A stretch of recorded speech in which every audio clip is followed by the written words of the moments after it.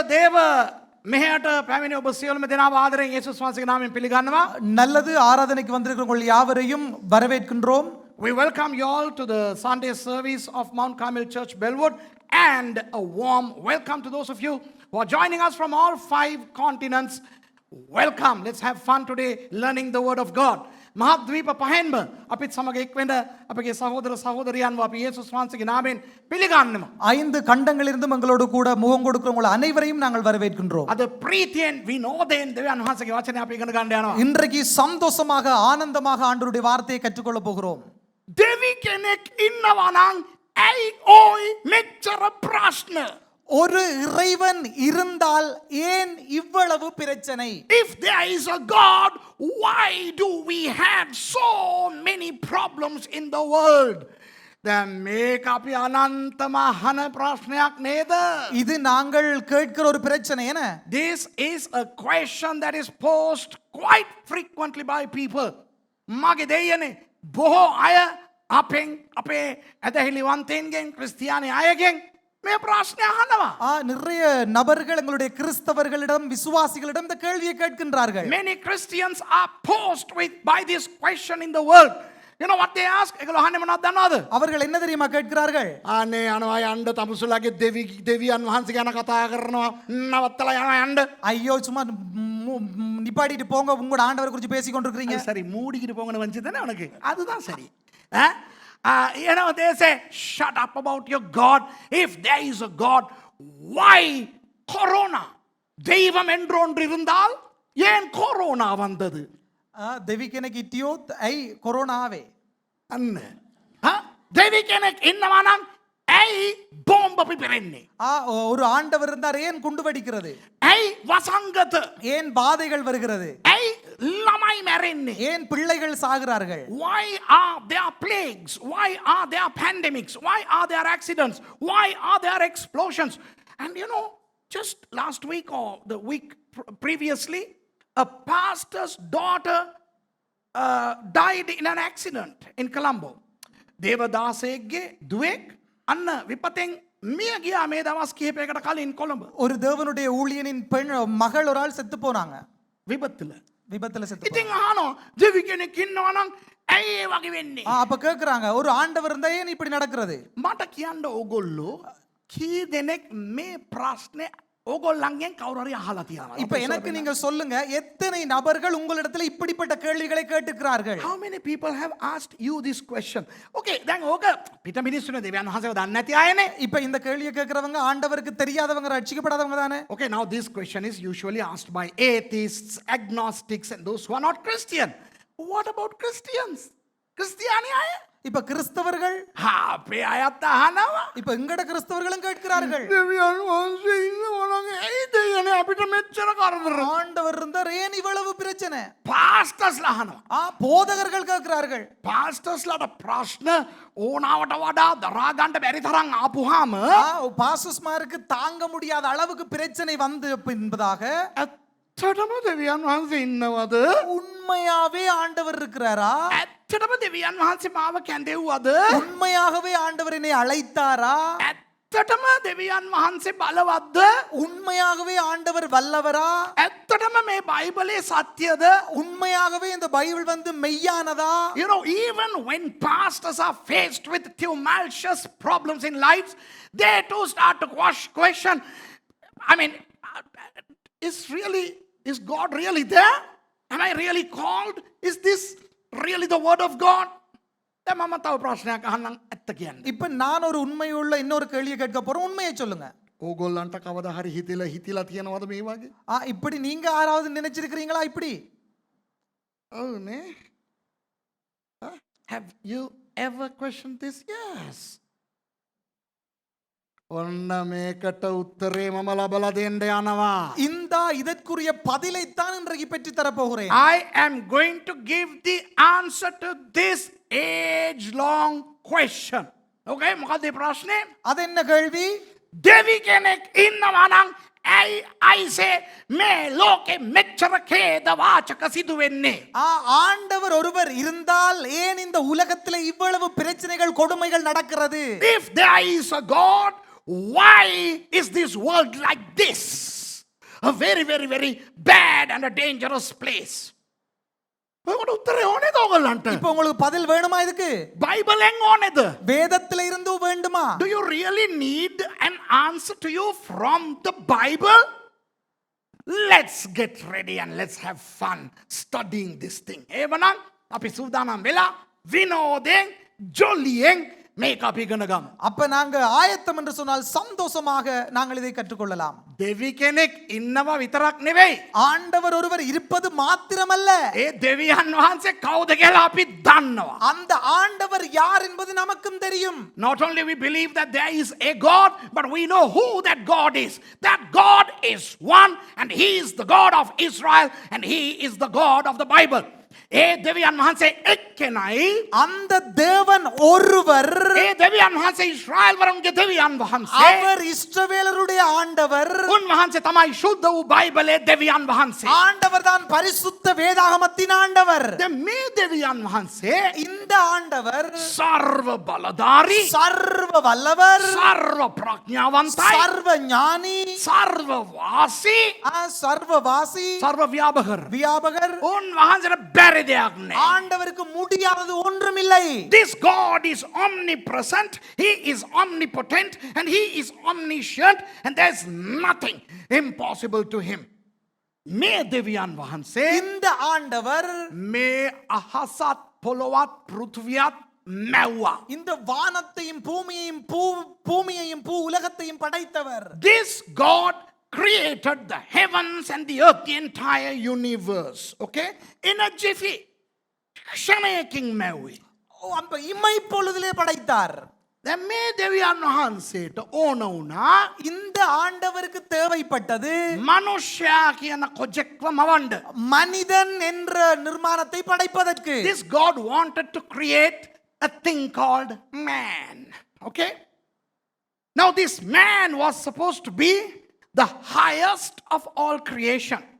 මේ සියලු මැවිල්ලේ ඉහළතම ස්ථානයේ මේ මනුෂ්‍යයා සිටිය යුතුයි කියලා දෙවියන් වහන්සේ අදහස් කරා. அனைத்து சிருஷ்டிகளிலும் இருந்து இந்த மனிதன் மேலோங்கி இருக்க வேண்டும் என்று விரும்பினார். ඒ නිසා ஆகவே දැන් ඕගොල්ලෝ நீங்கள் වැදගත් කාව හරි කෑමට අඬ ගැහුවා නම් மிக முக்கியமான ஒருவரை போஜனத்துக்கு அழைத்தால் එයා ආවයෙන් පස්සේ උයනවද නැත්තම් උයලා ලෑස්ති කරලා තියනවද එයා එනකොට කන්න? அவர் வந்த பின்பதாக சமைப்பீர்களா அல்லது அவர் வர முன்பதாகவே சமைச்சு ஆயத்தப்படுத்தி வைப்பீர்களா? If you invite a very important person for lunch, are you going to cook when that person is there already?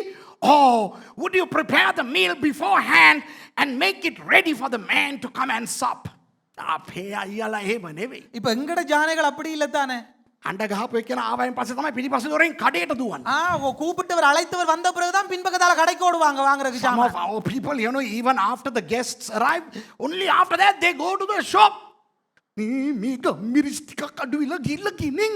அந்த மிளகா கொஞ்சம் குறைஞ்சிட்டு போய் வாங்கிட்டு வா. දැකලා තියෙනවා සමහර ගෙවල් වල අර කෑමට අඬ ගහපු කට්ටිය ඇවිල්ලා ඉඳගෙන ඉන්නවා. அப்ப சில வீட்டுல கண்டிருக்கீங்களா சாப்பாடு கலைத்தவர்கள் வந்து அங்க இருப்பாங்க. ගෙවල් වල ඉන්න එක එක අර දොරෙන් අරහෙට දුවනවා. මෙහෙන් මෙහෙට දුවනවා. අර කරපින්ච කොහෙද තිබ්බේ අහෝ. අන්න අර ගොල්ලෝ ඇවිල්ලා ඒක හොයපන් යෝධියේ. அந்த என்ன சொல்லுவாங்க இந்த ஒரு ஆள் இந்த பக்கம் ஓடு வரால் மற்ற அந்த பக்கம் ஓடு ஐயோ அத அங்க வச்சு இது இங்க வச்சு அப்படியே பெரிய பிரச்சனையா இருக்கும் வீட்ல. Some of our people, you know, even long after the guests arrive, they still look for the karpincha, the curry leaves and stuff like that. එහෙම නෙවෙයි මං කියන්නේ පොදුවෙන් අපි වැදගත් ගාව හරි අඬ ගැහුවා නම් அதாவது அப்படி அல்ல நான் சொல்றது வந்து மிக முக்கியமான ஒருவரை சாப்பாடு கலைச்சா என்ன செய்வோம்? ඒගොල්ලෝ ආවයෙන් පස්සේ අපි උය ඉන්න එක එච්චර හොඳ නෑනේ නේ. அவர்கள் வந்த பின்பதாக நாங்க சமைச்சு கொண்டிருக்கிறது அவ்வளவு சரியில்லை தானே. When you invite some important visitor, it's not nice to go and cook when the person is there, because you have to sit and entertain that person, talk to the person. So the cooking should have been done previously. ඒ පුද්ගලයා ආවහම அந்த நபர் வந்த உடனே අපි එයාත් එක්ක කතා කරලා அவரோடு கூட நாங்க கதைச்சு එයාව පිළිගෙන ஏற்றுக்கொண்டவரை එහෙම ඒවා දේවල් කරන්න ඕනේ. මේ ආපු ගමන් එයා ඉඳ ගන්න අපි උයන්ඩ යනවා කියලා. යාම එයා ඉස්සරහින් මට ඕක වෙලා තියෙනවා. அதாவது அழைத்த நபர் வந்தவுடன் நீங்க கொஞ்சம் இருங்க நாங்க போய் சமைச்சிட்டு வருவோம்னு சொல்லி சில பேர் சொல்லுவாங்க. இப்படி எனக்கு நடந்திருக்குது. මම ගිහිල්ලා ඉඳගෙන ඉන්නවා මොනවත් කරන්නේ නැහැ කවුරුත් ඉස්සරහට එන්නේ නැහැ ඇතුලේ මට ඇහෙනවා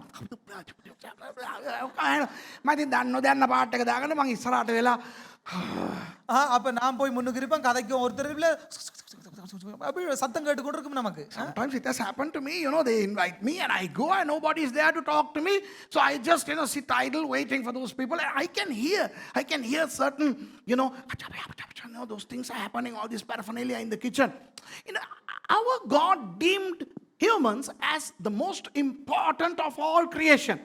දැන් අපේ දෙවියන් වහන්සේ இப்ப நம்மட ஆண்டவர் මනුෂ්‍යව තමයි දුටුවේ ඒ මුළු මැවිල්ලෙම එකලම මැවිල්ල හැටියට. மனிதனைத்தான் எல்லா படைப்புகளிலும் மேலான படைப்பாக கண்டார். මොකද උන්වහන්සේ තමාගේ ස්වරූපයෙන් හා සමානත්වයෙන් මුකටියන්ව මැව්වේ නැහැ.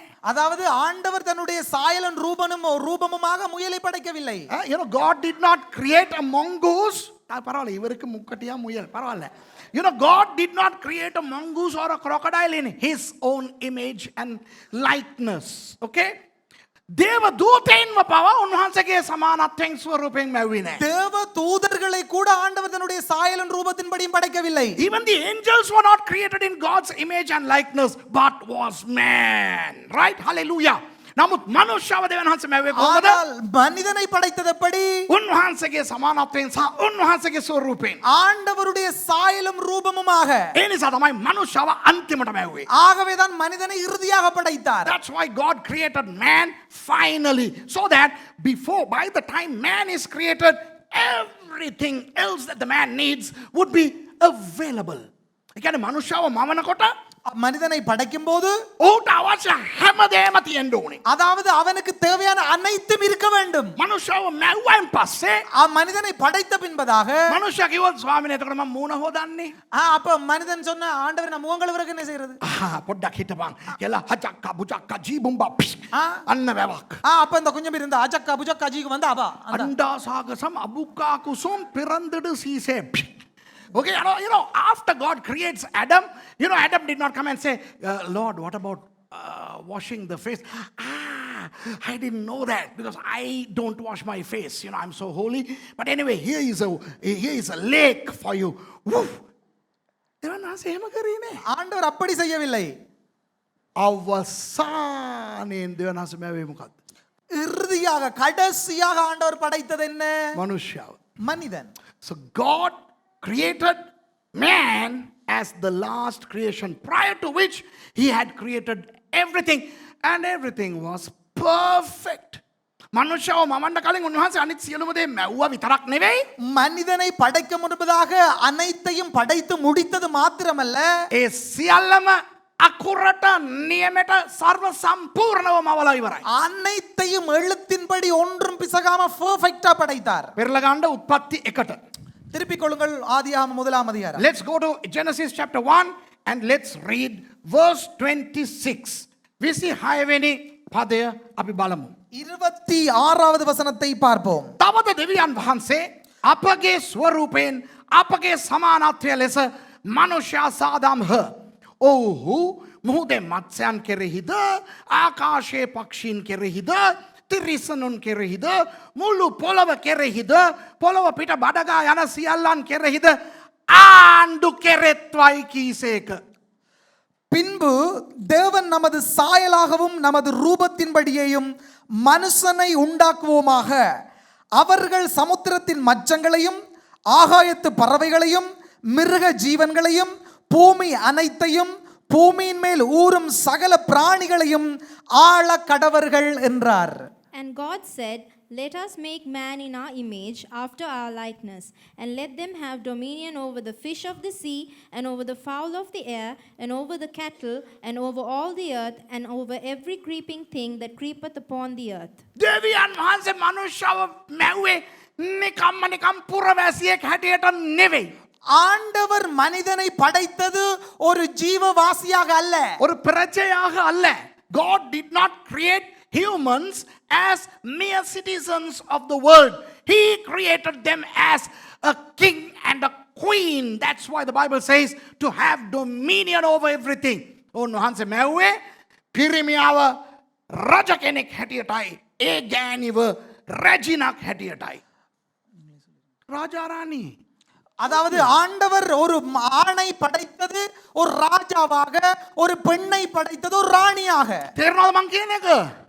විලංගුදා දෙවියන් சொல்றது. වහන්සේ ඒ දෙන්නව මවලා කිව්වා ආයිසේ උඹලා දෙන්න හැම දෙයක්ම පාලනය කරපන්. ஆண்டவர் இருவரையும் படைத்து சொன்னார், நீங்கள் இருவரும் அனைத்தையும் ஆட்சி செய்யுங்கள். God created them, the humans, and said, you both rule everything. Now, what sort of a God is our God? A good one or a bad one? දැන් අපගේ දෙවියන් වහන්සේ යහපත් දෙවියන් වහන්සේද අයහපත් දෙවියන් වහන්සේ? இப்ப நம்மட ஆண்டவர் நல்ல ஆண்டவரா கெட்ட ஆண்டவரா? කියන්නලා. சொல்லுங்க. යහපත්. நல்லவர். He's a good God. එතකොට යහපත් නායකෙක් මොනවද කරන්නේ? அப்ப நல்ல ஒரு தலைவர் என்ன செய்வார்? තමා යටතේ ඉන්න කට්ටියට රාජකාරියක් බාර දීපුවාම தனக்கு கீழ் இருக்கிற நபர்களுக்கு பொறுப்பை கொடுத்த பின்பதாக ඇඟිලි ගහගෙන ඉන්නේ නැහැ. அதுக்கு போய் நோண்டி கொண்டிருக்க மாட்டார்.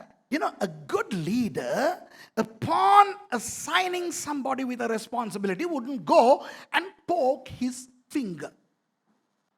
එතකොට අපේ දෙවියන් වහන්සේ යහපත් දෙවියන් වහන්සේ නිසා அப்ப எங்கட ஆண்டவர் நல்ல ஆண்டவரா இருக்கிறபடியினால் පාලන බලය මේ දෙන්නට දීලා ஆட்சி செய்யும் அதிகாரத்தை இவர்கள் இருவருக்கும் கொடுத்து කිව්වේ නෑ. හැබැයි මම ඇඟිල්ල ගහගෙන ඉන්නවා. அவ சொல்லல, நாம வந்து இடையில நோண்டி கொண்டிருப்பேன். God did not tell Adam and Eve, now look, although I have given you dominion over everything, I am going to be there checking on you how you are doing things. බල කොහොමද කරන්න කියලා මම බල බල ඉන්නේ නෑ. நீங்க எப்படி செய்வீங்கன்னு நான் பார்த்து கொண்டிருக்க மாட்டேன். මං ඇඟිල්ල ගහන්නේ நான் நோண்டி கொண்டிருக்க மாட்டேன். සම්පූර්ණ පාලන බලය උඹලාට දෙනවා කියලා දුන්නා. முழு ஆட்சி பொறுப்பையும் உங்களுக்கு தருகிறேன் என்று கொடுத்தார். You know, God did not say, I'm going to check on you. God didn't say, I'm going to supervise you. He didn't say, I'm going to see how you are doing things. He just said, you rule, have fun. කොච්චර හොඳ ආශිර්වාදයක්ද? எவ்வளவு அருமையான ஆசீர்வாதம். මේ මනුස්සයාට දෙවියන් වහන්සේ දුන්නේ இந்த மனிதனுக்கு ஆண்டவர் கொடுத்தது සෞතු ලෝකයක්ද නියම ලෝකයක්ද? ஒரு பாழடைந்த உலகமா நல்ல உலகமா?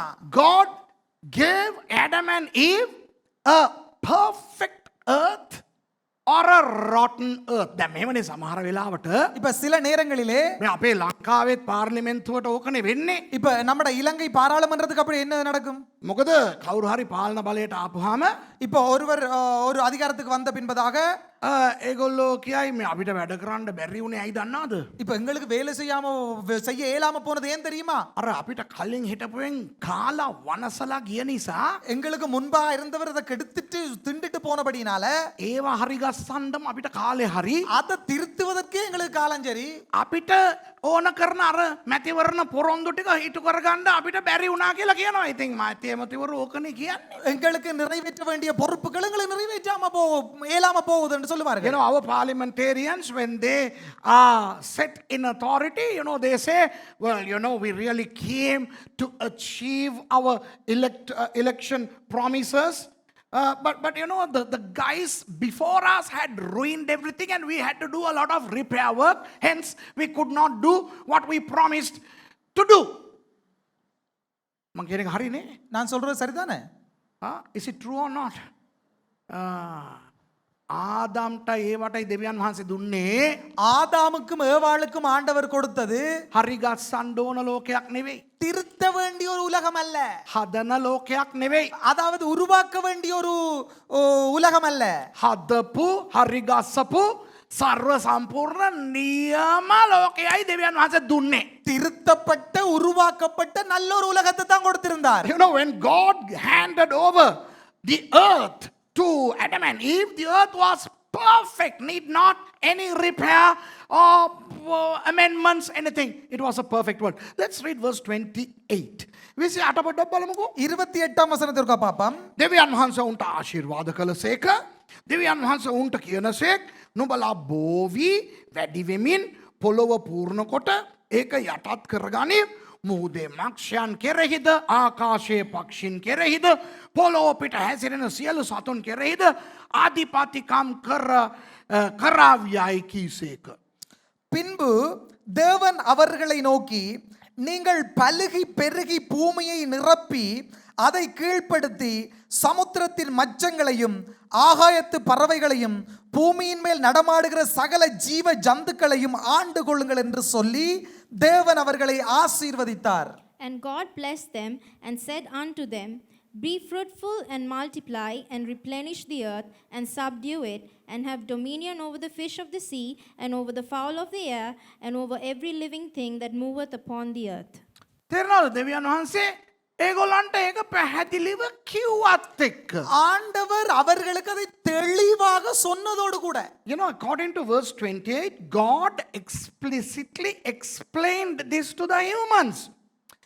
සමහරලාට මේ අපි යටතේ ඉන්න කට්ටිය වැඩේ හරියට කරන්නේ නැහැ. இப்ப எங்களுக்கு கீழே இருக்கிற சில பேர் வந்து சரியா வேலைகளை செய்ய மாட்டாங்க. එව්වාම කියනවා මට ඒක හරියට තේරුන්නේ නැහැ. පාස්ටර් මට කිව්වේ නෑනේ කියලා කියනවා. ஆஹா, எனக்கு இது சரியா விளங்கல, நீங்க பாச சொல்ல இல்ல தானே எனக்கு சரியா. Sometimes those who are under us don't do the work properly, and when asked they say, well, you were not very clear in saying what you said. Here God made it clear to them as to how they should rule. මෙතන දෙවියන් වහන්සේ ඒගොල්ලන්ට නියමෙටම කියලා දුන්නා කොහොමද පාලනය කරන්න ඕනේ இப்ப කියලා. இந்த இடத்துல ஆண்டவர் அவர்களுக்கு தெளிவாக சொல்லியிருந்தார் எப்படி ஆட்சி செய்ய வேண்டும் என்பதை. අන්න කෑම ගැන උන්වහන්සේ ඊළඟ පදේ කියනවා. හොඳේ? அதுக்கு பிறகு சாப்பாட்டை குறித்து சொல்றாரு பாருங்க. Look how what he says about food in verse 29. 29. 29ஆம் வசனம். තවද දෙවියන් වහන්සේ බලව මුළු පොළොව තලෙහි ඇති බීජ දරන සියලු පලාද බීජ දරන පල ඇති සියලු වෘක්ෂයන්ද නුඹලට දුනිමි. එය නුඹලට ආහාර පිණිස වන්නේය. பின்பு தேவன் இதோ பூமியின் மேல் எங்கும் விதை தரும் சகலவித பூண்டுகளையும் விதை தரும் கனி மரங்களையும் ஆகிய சகலவித விருட்சங்களையும் உங்களுக்கு கொடுத்தேன், அவைகள் உங்களுக்கு ஆகாரமாயிருக்க கடவது. And God said, Behold, I have given you every herb bearing seed which is upon the face of all the earth, and every tree in the which is the fruit of the yielding seed, to you it shall be for meat. Hello මේ පදයට අනුව இப்ப இந்த வசனத்துக்கு இணங்க දෙවියන් වහන්සේ මිනිසුන්ට මස් කණ්ඩ කිව්වද? ஆண்டவர் மனிதனுக்கு இறைச்சியை சாப்பிட சொல்லி இருந்தாரா? නෑ. இல்லை. According to this verse, did God command man to eat meat? No. Man was commanded only to eat vegetables. Okay? Man was supposed to be a vegetarian. දෙවියන් වහන්සේ මනුෂ්‍යව මැව්වේ ஆண்டவர் மனிதனை படைத்தது එළවලු කන්නෙක් හැටියටයි. மரக்கறி சாப்பிடுகிறவர்களாகத்தான். මාළු මස් කණ්ඩ අන කරේ නැහැ. හොඳට අහගන්න. இறைச்சி மீன் சாப்பிடவர்களாய் படைக்கவில்லை. එතකොට සත්තු அப்ப விலங்குகள் උන් මොනවාද කන්නේ? அவர்கள் என்ன சாப்பிடும்? What would the animals eat? 30 කියවන්න. அப்- Verse 30. සියලු මුර්ගයන්ටත් ආකාශයේ සියලු පක්ෂීන්ටත් පොළොව පිට බඩගා යන පණ ඇති සියලු සතුන්ටත් ආහාර පිණිස සියලු නිල් පලා දුනිමි කීසේක. 30ஆம் வசனம்.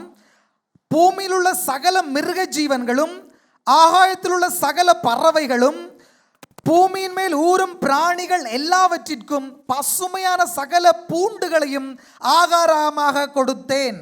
And to every beast of the earth, and to every fowl of the air, and to everything that creepeth upon the earth, wherein there is life, I have given every green herb for meat, and it was so. Hello ඇහෙනවද? கேக்குதா உங்களுக்கு? මේ රාජාලියා ඉන්නවනේ රාජාලියා. இப்ப கழுகு இருக்குதானே? දැන් රාජාලියා මොනවද කන්නේ? இப்ப கழுகு என்ன உண்கிறது? වල් පොල් මල් இப்ப பூ மரம் செடிய சாப்பிடுதா? නෑ. இல்லை. ඌ ජීවිතේට එළවලු කිසි දෙයක් කන්නේ නැහැ.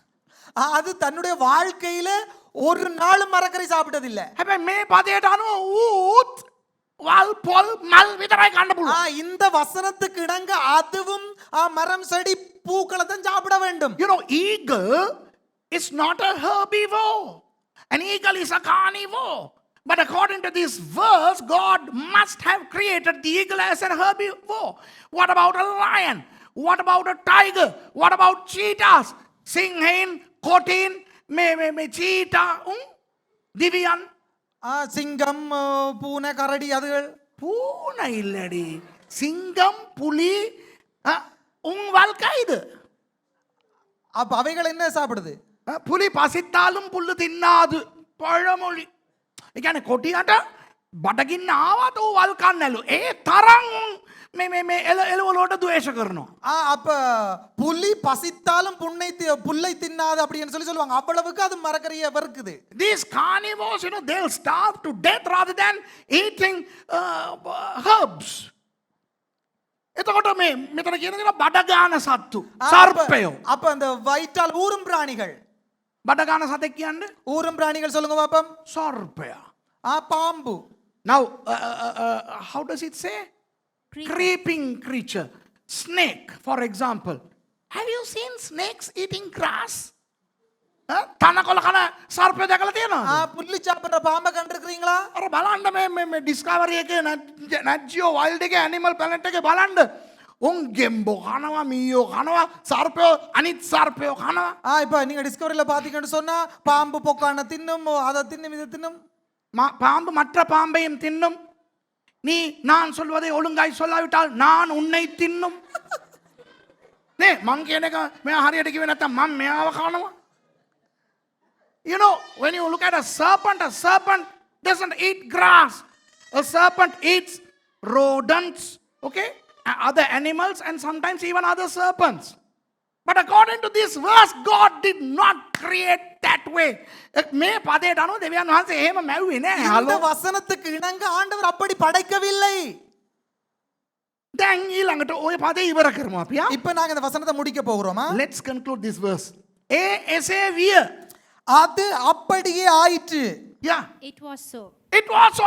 It happened that way, okay? Which means the snake, the lion, the tiger, the shark, okay?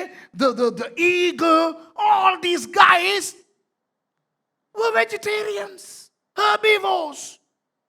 සේවිය කියන්නේ මොනවද දන්නවද? அது அப்படியே ஆயிற்றுன்றது என்ன தெரியுமா? එහෙම වුණා ඕයි කියන එක තමයි. அப்படியே நடந்துட்டோய். ඒ කියන්නේ සර්පයා, இப்ப பாம்பு, රාජාලියා, கழுகு,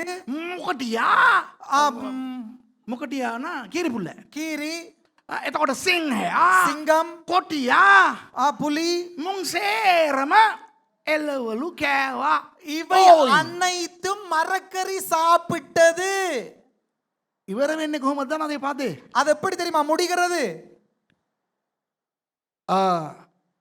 කෝ දෙවියන් වහන්සේ තමන් සෑදු සියල්ලම දුටුසේක බලව ඒ ඊතා යහපත්ව තිබුණේය. தேவன் தாம் உண்டாக்கின எல்லாவற்றையும் பார்த்தார், அது மிகவும் நன்றாயிருந்தது. And God saw everything that he had made, and behold, it was very good. දැන් බලන්න இப்ப பாருங்க, හොඳයි කියලා කවුද කියන්න ඕනේ? இப்ப நல்லது என்று யார் சொல்ல வேண்டும்? ඒ හොඳ ගැන කියන්න පුළුවන් සුදුස්සෙක්. இப்ப அந்த நல்லதை குறித்து சொல்ல வேண்டும் யார்? தகுதியானவர் தான் சொல்ல வேண்டும். Who should commend something as good? Somebody who knows to comment about it. Do you understand? තේරෙනවද මං කියන එක? இப்ப புரிகிறதா நான் சொல்றது? එතකොට මෙතන මේ සියලුම දේවල් යහපත් කියලා දැක්කේ කවුද? இப்ப அனைத்தும் நன்றாயிருந்தது என்று கண்டது யார்? කවුද දැක්කේ මේ පදයට අනුව? இந்த வசனத்துக்கு நாங்க யார் கண்டது? දෙවියන් වහන්සේ. ஆண்டவர். So who saw all this to be perfect and wonderful? God. And who is God? Omniscient, omnipresent, immutable, the biggest shot ever. Okay, කවුද දෙවියන් වහන්සේ කියන්නේ? இப்ப யார் அந்த ஆண்டவர் என்றது? සර්ව බලධාරී, சர்வ வல்லவர், සර්ව ප්‍රඥාවන්ත, சர்வ ஞானி. ආයේ එයාට ඉහළින් කවුරුත් නැහැ. அவருக்கு மேலாக ஒருவருமே இல்லை. ඉහළම තැනින් කියනවා அந்த மேல் மட்டத்தில் இருந்து சொல்லப்படுகிறது නියමයි ඔයි කියලා. நல்லது. The highest authority says it's wonderful. Who can dispute it? ඉහළම තැනින් ඕක කියනකොට மேல் மட்டத்திலிருந்து இவைகள் சொல்லப்படும் போது කාටද පුළුවන් ඒක එහෙම නෙවෙයි කියන්න? அப்ப யாருக்கு முடியும் அது அப்படி இல்லை அப்படின்னு சொல்றதுக்கு யாருக்கு முடியும்? කියන්නකෝ. சொல்லுங்க பாப்போம். දැන් අපි කියමුකෝ අපි කවුරු හරි සින්දුවක් කියනවා. இப்ப நாங்கள் யாராவது ஒரு பாடல் பாடுகிறோம். එතකොට අභාව ප්‍රාර්ථ ශාස්ත්‍ර සංගීත ශාස්ත්‍රවේදී WD අමරදේව කියනවා මෙයාගේ සින්දුව නියමයි කියලා. சொல்லு எம்எஸ் விஸ்வநாதன். எம்எஸ் விஸ்வநாதன் சொல்றார் வந்து இது super Nallam. You know, I mean, somebody sings a song and one of the high profile singers, okay, let's say, I mean, let me say somebody I know, Lionel Richie says, wow, this guy sang really well. WD Amaradeva කියනවා හොඳයි කියලා. இப்ப MS Viswanathan சொல்றார் இது நல்லது அப்படி என்று சொல்லி சொன்னால் සුරේෂ් රාමචන්ද්‍රන් කියන්න පුළුවන් නෑ. ඉප- එච්චර හරි නෑ. එයා හරි කියන්න පුළුවන්. එයාට හොඳයි වෙන්න පුළුවන්. මට එච්චර ඇල්ලුවේ නෑ. இப்ப நாங்க சொல்ல முடியுமா இது அவருக்கு நல்லா இருக்க முடியும் எனக்கு நல்லது இல்ல அவ்வளவு இல்ல அப்படின்னு எனக்கு சொல்ல முடியுமா? පුළුවන්ද? முடியுமா? You know, I mean, if Lionel Richie says this guy sings well, can I, Suresh Ramachandran, say, no, I don't think so. He didn't sing well? Come on. හරිද මං කියන එක? நான் சொல்றது சரியா? දෙවියන් වහන්සේ කියනවා ஆண்டவர் சொல்லுகிறார் නියමයිනේ ඔයි. நல்லது ෂෝක්නේ. சோக் ආතල්නේ. Wow super. එහෙමනම් ඒක ඒ විදිහට තියෙන්න ඕනේ. அப்படித்தானே இருக்க வேணும். හරිනේ? சரிதான் If என்ன? God said this is superb, brilliant, wonderful, it has to be superb, brilliant and wonderful, right? ඒ වගේ එකක් තමයි හලෝ. ඒ වගේ ලෝකයක් තමයි හලෝ. දෙවියන් වහන්සේ මවලා මනුස්සයාට දුන්නේ පාලනය කරපන් කියලා. அப்படிப்பட்ட ஒரு சிறந்த உலகத்தை தான் ஆண்டவர் மனிதனுக்கு படைத்து கொடுத்தார். That was the kind of world God created and gave man to rule. හැබැයි අද இன்றைக்கு எப்படி? අපි අහන ප්‍රශ්නේ මොනවද? நாங்க கேட்கிற கேள்வி என்ன? දෙවි කෙනෙක් ඉන්නවා නම් ඇයි හලෝ මෙච්චර ප්‍රශ්න? ஆண்டவர் இருந்தால் ஏன்களோ இவ்வளவு பிரச்சனை? දෙවි කෙනෙක් ඉන්නවා නම් ඇයි කුඩා ළමයි මැරෙන්නේ? ஆண்டவர் இருந்தால் ஏன் இந்த சிறுவர்கள் சாகிறார்கள்? දෙවි කෙනෙක් ඉන්නවා නම් ඇයි සුනාමි ආවේ? ஆண்டவர் இருந்தால் ஏன் சுனாமி வந்தது? දෙවි කෙනෙක් ආවා නම් ඉන්නවා නම් ඇයි විපතෙන් මිනිස්සු මැරෙන්නේ? ஆண்டவர் இருந்தால் ஏன் இந்த விபத்திலே மக்கள் சாகிறார்கள்? And today the world has come to a point where people are asking, if there is a God, why tsunami, why corona, why accidents, why volcanoes, why calamities? එහෙමනම් அப்படி என்றால் එදා ඒ විදියට මවලා දීපු ලෝකේ அன்றைக்கு அப்படி படைத்து கொடுக்கப்பட்ட இந்த உலகம் කවුදෝ කෑවා. யாரோ திண்டுட்டானுகள். කාලා මේ තත්ත්වයට ගෙනාවා. அதாவது திண்டு இந்த நிலைமைக்கு கொண்டு வந்துட்டாங்க. කවුදෝකා? யார் அவன்? You know, somebody has destroyed the world to what it is now from the state it was when God said it's wonderful. Who is that culprit? கிறிஸ்தியானியாகிங்க ஹுவம கிறிஸ்தியானியாய கியாய். இப்ப கிறிஸ்தவர்களிடத்தில் கேட்ட உடனே கிறிஸ்தவர்கள் சொல்லுவார்கள் யக்ஷயா. பிசாசு. You know, if you ask this question from Christians, they are so prompt to say the devil. అవునే? அப்படிதானே? මාම කියන්න කැමති. நான் சொல்ல விருப்பம் දෙවියන් වහන්සේ මනුස්සයාට පාලනය කරන්න දීපු එක ஆண்டவர் மனிதனுக்கு ஒப்பு கொடுத்ததை යක්ෂයාට අල්ලන්න දෙවියන් වහන්සේ දෙයිද? பிசாசுக்கு பிடிப்பதற்கு ஆண்டவர் கொடுக்க விடுவாரா? Now when God gave something to man to rule, would God allow the devil to come and destroy? කවුද අනාගත්තේ? யார் குழப்பிக் கொண்டது? අපි බයිබලෙන් බලමුද? நாங்க வேதத்திலிருந்தே பார்ப்போம். උත්පත්ති 6ට යන්නකෝ. ஆதியாகமம் 6ஆம் அதிகாரத்துக்கு செல்வோம். Go to Genesis chapter 6. Okay.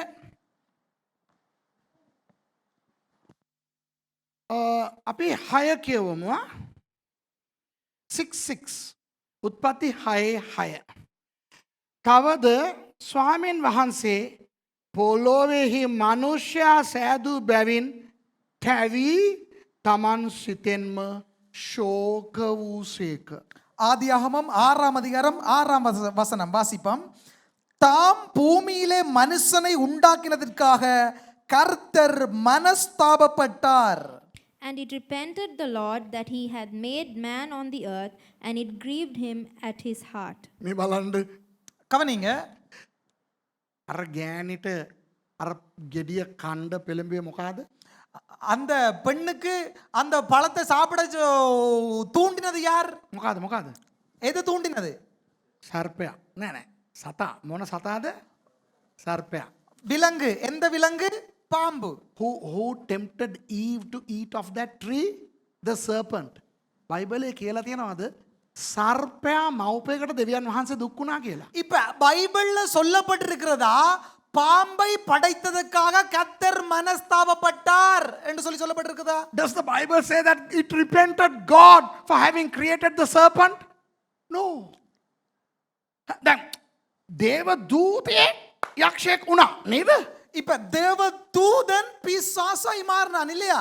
You know who became the devil? An angel. Does the Bible say anywhere that it repented God for creating that fellow, Lucifer? බයිබලේ කොහේ කියලා තියෙනවා දෙවියන් වහන්සේ අර ලුසිෆර් කියන එකව මව්පයකට දුක් වුණා කියලා? இப்ப வேதத்தில் எங்காகிலும் சொல்லப்பட்டிருக்குதா ஆண்டவர் லூசிபரை படைத்ததுக்காக மனஸ்தாபப்பட்டார் என்று சொல்லி? ලුසිෆර්ව මව්පයකට දුක් වෙලා නැහැ දෙවියන් වහන්සේ. லூசிபரை படைத்ததுக்கு ஆண்டவர் மனஸ்தாபப்பட்டிருக்கவில்லை. සර්පයාව මව්පයකට දුක් වෙලා නැහැ දෙවියන් වහන්සේ. பாம்பை படைத்ததுக்காக மனஸ்தாபப்படவில்லை கர்த்தர். කැරපොත්තව මව්පයකට දුක් වුණේ නැහැ දෙවියන් වහන්සේ. கரப்பொத்தானை படைத்ததுக்காக மனஸ்தாபப்படவில்லை கர்த்தர். නරියව මව්පයකට දුක් වුණේ නැහැ දෙවියන් වහන්සේ. நரியை படைத்ததுக்காக மனஸ்தாபப்படவில்லை கர்த்தர். හැබැයි මනුස්සව මව්පයකට දුක් වෙලා තියෙනවා. ஆனால் மனிதனை படைத்ததுக்காக மனஸ்தாபப்பட்டார். එතකොට මනුස්සයා කියන්නේ මොකಾದ? அப்ப மனிதன் என்பது யார்? ලුසිෆර්ට වඩා லூசிபரை விட, සර්පයාට වඩා பாம்பை விட ජරා එකෙක්. கெட்டவன். You know, it did not repent God for having created Lucifer, who eventually became a serpent. Devil. God did not repent for creating the serpent, for creating the cockroach, for creating anything else. But God repented for creating man, which means man was worse than any of us. එතකොට කාමද විනාශ කරන්න තීරණය කරේ? அப்ப யாரை அழிப்பதற்காக தீர்மானித்தார்? මනුෂ්‍යයා. மனிதனை. So God decided to destroy who or what? The humans. Then why did he destroy the world? එහෙමනම් ඇයි මුළු ලෝකෙම ජලකැල්මෙන් විනාශ කරේ? அப்ப ஏன் முழு உலகத்தையுமே ஆண்டவர் ஜலத்தினாலே அழித்தார்? මූ වෙනුවෙන් මේවා මැව්වේ. அவனுக்காகத்தானே அவைகளை දැන් படைத்தார். ඌවම නැති කරන්න යනවා. அவனே அழிக்க போறன். මේවා මොකටද? இதென்னதுக்கு எனக்கு? කවතලෙන් ජල ඵලයන් කියලා ජලකැල්ම යවුවා. எல்லாம் அழிஞ்சு போடும் என்று ஜலத்தை அனுப்பினார், அழிஞ்சு போச்சு. You know, why did God destroy the entire world with a deluge? Because he wanted to destroy man, but the world was created for man. Now that he's going to destroy man, why the world? So he decided to destroy everything. එතන අස්පෙට්ටුනේ ஆத்தில upset ஆயினது. අර පොරක් හිටියා හොඳ එකෙක්. அதுல ஒரு மனிதன் தான் நல்ல ஒருத்தன். ඌව විනාශ කරන්න බැරි නිසා අන්න ආපහු මනුස්සයා මේ පොළවේ හිටියා. அவன் நல்லவனா இருந்தபடினால திருப்பியும் இந்த உலகத்துல மனிதன் வர வேண்டியதா ஆயிட்டுது. ඌ තමා නොවා. அவன் தான் நோவா. நோவா. நீங்க சுப்பிரமணியன் நினைச்சிட்டு இருந்தீங்க. You know, one fellow turned out to be okay. So God did not want to destroy him, allowed him to live. He was Noah. And so humanity still exists. ඒ නිසා නොවා නිසා ஆகவே நோவாவினால் තවම මිනිස්සු ඉන්නවා. இன்னும் மக்கள் இருக்கிறாங்க. දැන් දෙවියන් වහන්සේ 9:3 කියනවා. 9:3 ஆண்டவர் சொல்லுகிறார். ඔන්න අහගන්න. கேளுங்க. ක්‍රිස්තියානි අය මස් කන්න පුළුවන්ද? அதாவது கிறிஸ்தவர்கள் மாமிசம் சாப்பிடலாமா? Christians, can you eat meat? Here is the answer. 9:3 උත්පත්ති 9:3 කියනවා. 9 அதிகாரம் 3 வசனம் ஆதியாகமம் சொல்லுகிறது. එහා මෙහා යන පන ඇති සියල්ල නුඹලට ආහාර වන්නේය. නිල් පලා ජාතිමෙන් අන් සියල්ලත් මම නුඹලට දුනිමි. நடமாடுகிற ஜீவ ஜந்துக்கள் யாவும் உங்களுக்கு ஆகாரமாய் இருப்பதாக பசும் பூண்டுகளை உங்களுக்கு தந்தது போல அவைகள் எல்லாவற்றையும் உங்களுக்கு தந்தேன். 9:3 Every moving thing that liveth shall be meat for you, even as the green herb have I given you all things. දැන් තමයි දෙවියන් වහන්සේ කියන්නේ இப்பதான் ஆண்டவர் சொல்லுகிறார், අර සත්තුන්වත් කාපල්ලා. விலங்குகளையும் சாப்பிடுங்க. Now God is saying, okay, eat anything that moves. You eat anything. Bear Grylls. Okay, Bear Grylls. You know Bear Grylls? Man versus wild. Not ආත්මික හේවටම ඕවා දන්නේ. ඔය ඩිස්කවරිත් පොඩ්ඩක් බලන්න ඕනේ. අර Bear Grylls ගෝනොස්සොත් කනවා ඔක. அப்ப அந்த நட்டுவக்காளியை கூட சாப்பிடுறாங்க. யாரு? அந்த Bear Grylls னு ஒருத்தன் இருக்கிறான். Bear Grylls, right? Man versus wild guy, the Irish chap. He eats scorpions, worms, and whatnot. Okay, so he is the biblical guy. මහිතන්නේ ඌ තමා බයිබලයට හරියට වැඩ කරන්නේ. அதாவது அவன்தான் வேதத்துக்கு நாங்க வேலை செய்யற ஆள் போல இருக்கு. මෙතන කියනවා ඇවිදින එක දැක්කට කාපම් බං කියලා. அதாவது அந்த இடத்துல சொல்லப்படுறது நடக்கிறது கண்டா சாப்பிடு. I mean, if you see something move, eat. You can eat anything that moves. Do you see the difference? I mean, imagine the mentality of God, how frustrated he would have been to say that. දෙවියන් වහන්සේගේ මානසිකත්වය පොඩ්ඩක් හිතලා බලන්න. இப்ப ஆண்டவருடைய மனோநிலையை கொஞ்சம் யோசிச்சு பாருங்க. උන්වහන්සේට මල පැනලා ඉන්නේ දැන්. ஆண்டவருக்கு இப்ப கோபம் வந்திருக்குது. මේ මුන් කරපු இவனுகள் செய்த காரியம் ඕන එකක් කාපන්. தேவையான எல்லாம் தின்னு. උඹලා මං අවපු ලෝකෙම කෑවා. நீங்க நான் படைச்ச உலகத்தையே தின்னுட்டீங்க. පුළුවන් නම් උඹලා මාවත් කයි. முடியுமாடா என்னையும் தின்றுவீங்க. කන්න එපා කියලා කියන එක කනවා. කන්න එපා කියලා කියප එකනේ කෑවේ. சாப்பிட வேணாம்னு சொன்னது தானே சாப்பிட்டீங்க. කාපන්. හෙල්ලෙනවා දැක්කනම් කාපන්. இப்ப நடக்கிறதெல்லாம் சாப்பிடு. God was so frustrated. I mean, you guys ate things that I told you not to eat, right? So you ate my whole world. Now you eat anything. එතනින් පස්සේ තමා அதற்கு பின்பதாகத்தான் සිංහයි කොටියයි මොනොයි උන් තීරණය කරේ. சிங்கம் புலி கரடி எல்லாம் தீர்மானித்தது. අපි ආය කන්නේ මල් පුල් වල්. நாங்களும் இனி மரம் செடி கொடி பூ தின்ன மாட்டோம். So the lions and all the carnivores, had a conference and they decided we are not going to be herbivores anymore. But these stupid innocent animals like the cattle, the donkey, all this, they said no, we are going to be spiritual all the time. The first commandment is always the eternal commandment. We will stick to grass. එතකොට අර බූරුවෝ அப்ப கழுதை හරක් மாடு එල්ලුවෝ ஆடு තීරණය කරා. இப்ப இவைகள் தீர்மானித்தது නෑ අපි අර දෙවියන් වහන්සේගේ අනේට අපි පිටුපාන්නේ අපි ජීවිතේට මස් මාළු කන්නේ. ஆண்டவர்களுக்கு முதலாவது அந்த கற்பனை நாங்க மீற மாட்டோம். நாங்கள் மீன் இறைச்சிகள் சாப்பிட மாட்டோம். ඉතින් ඒ කියන්නේ පාස්ටර් සුරේෂ් කියන්න හදන්නේ අර එළවලු කණෙවුන් බූරුවෝ හරක් அப்ப நான் சொல்றேன்னா அந்த மரக்கறிகள் சாப்பிடுறது மாடு ஆடு அப்படின்னு சொல்றேன்னா உனக்கு வெள்ளங்கள்னு நினைக்கிறேன் என்ன சொல்றேன்.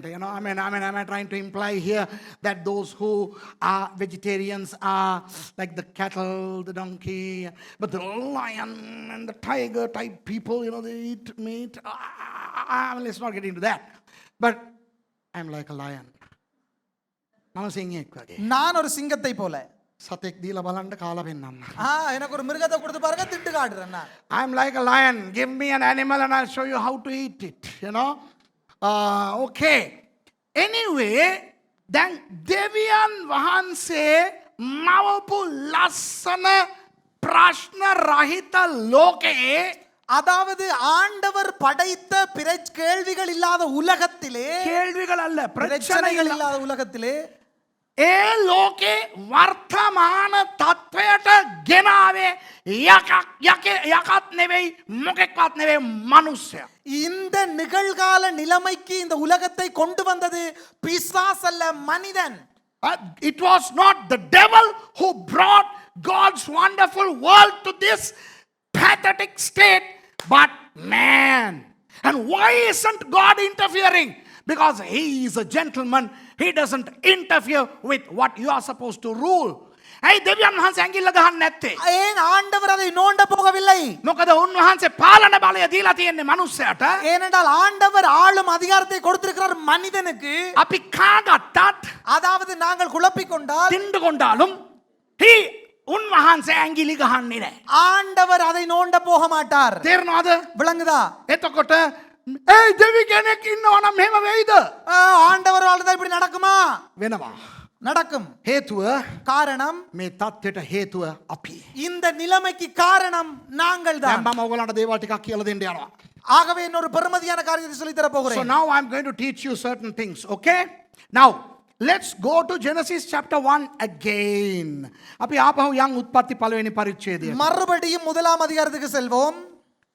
එතන කියලා තියෙනවා அங்கே சொல்லப்பட்டிருக்கிறது 28 28ஆம் வசனம். බලන්ඩ නුඹලා බෝවී වැඩිවෙමින් පොලොව පූර්ණ කොට ඒ ටික විතරක් කියවන්න. பின்பு தேவன் அவர்களை நோக்கி நீங்கள் பலுகி பெருகி பூமியை நிரப்பி.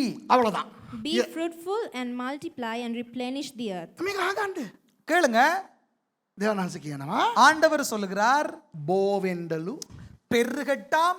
and God is saying multiply increase තව එකක් කියනවා என்னோடு சொல்லுகிறார் පොළොව පුරවන්න කියලා කියනවා. பூமியை நிரப்பு என்று சொல்லப்படுகிறது. God is saying you increase, you multiply, replenish the earth. අපේ උන් இப்ப நம்மட ஆக்கள் මුල් කොටස නියමයට කරනවා. முதல் பகுதியை அருமையாக செய்கிறார்கள். Our fellows adhere to the first half perfectly. බෝ වෙනවා හිටු කියලා. அதாவது பெருகுகிறது. You know, our fellows multiply in lock, stock and barrel legally and illegally. නීතියානුකූලවයි அதாவது நீதியின்படியும் හොරෙන්නුයි.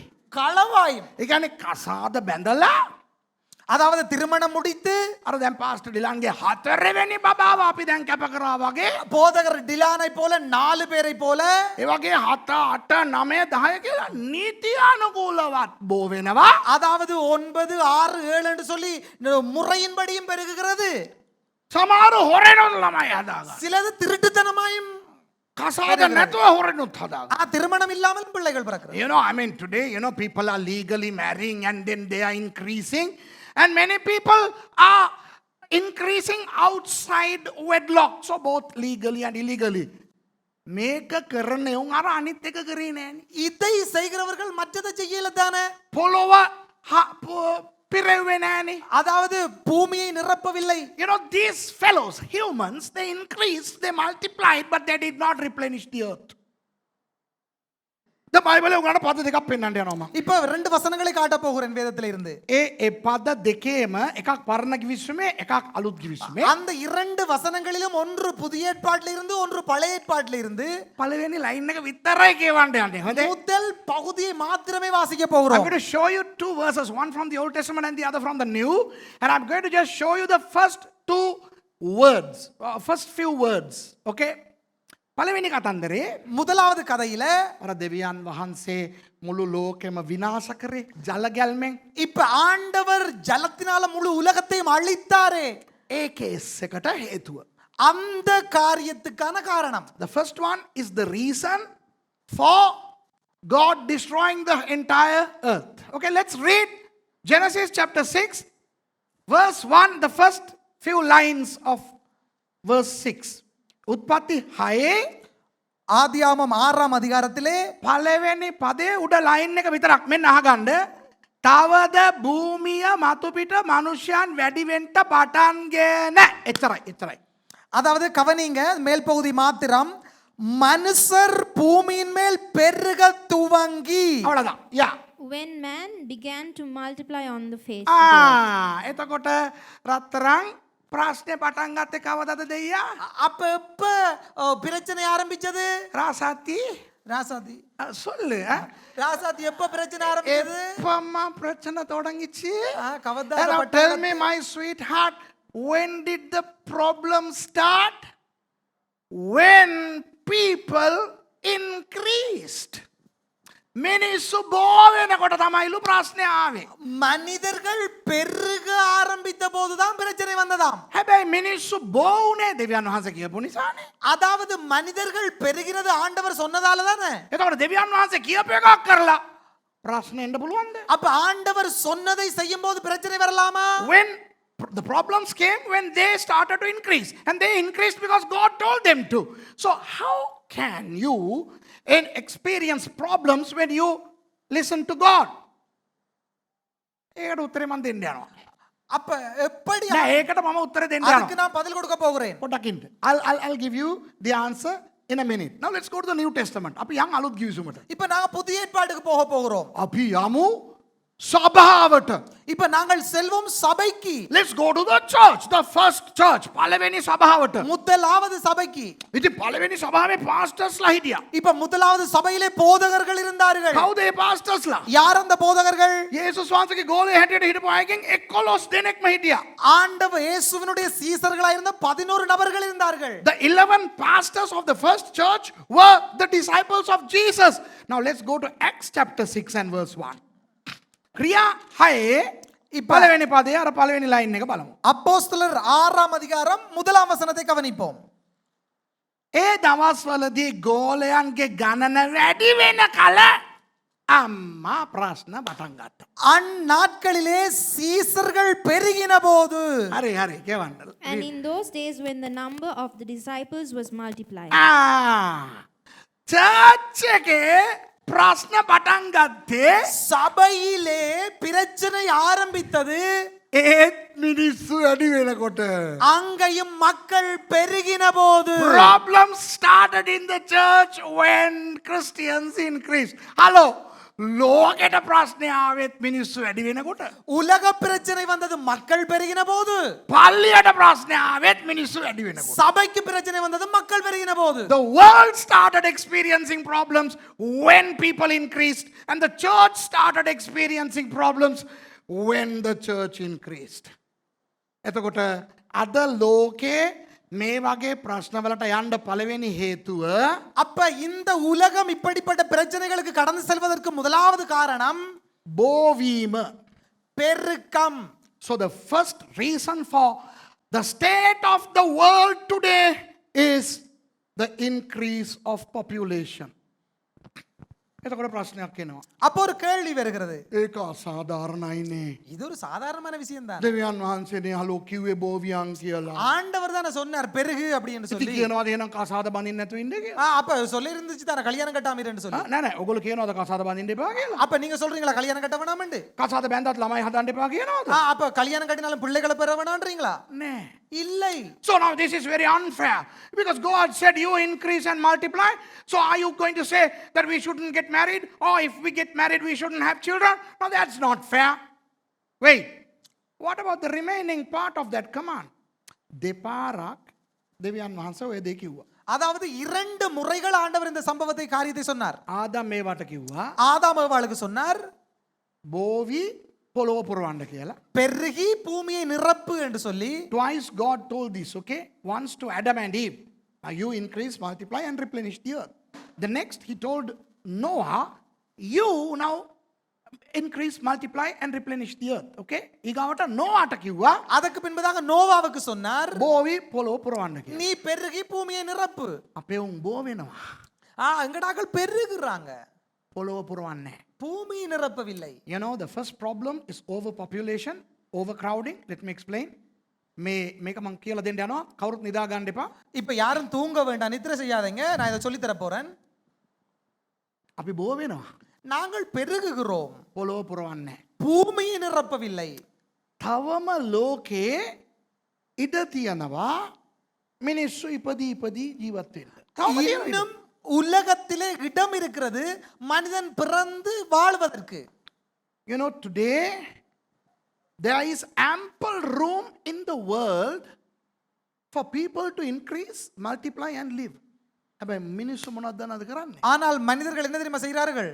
බෝ වෙලා பெருகி එක ගොඩේ ඉන්නවා. ஒரே இடத்துல இருக்கிறாங்க. එක ගොඩේ ඉන්නවා. ஒரே இடத்துல இருக்கிறாங்க. You know, when people increase, they are stuck in one place.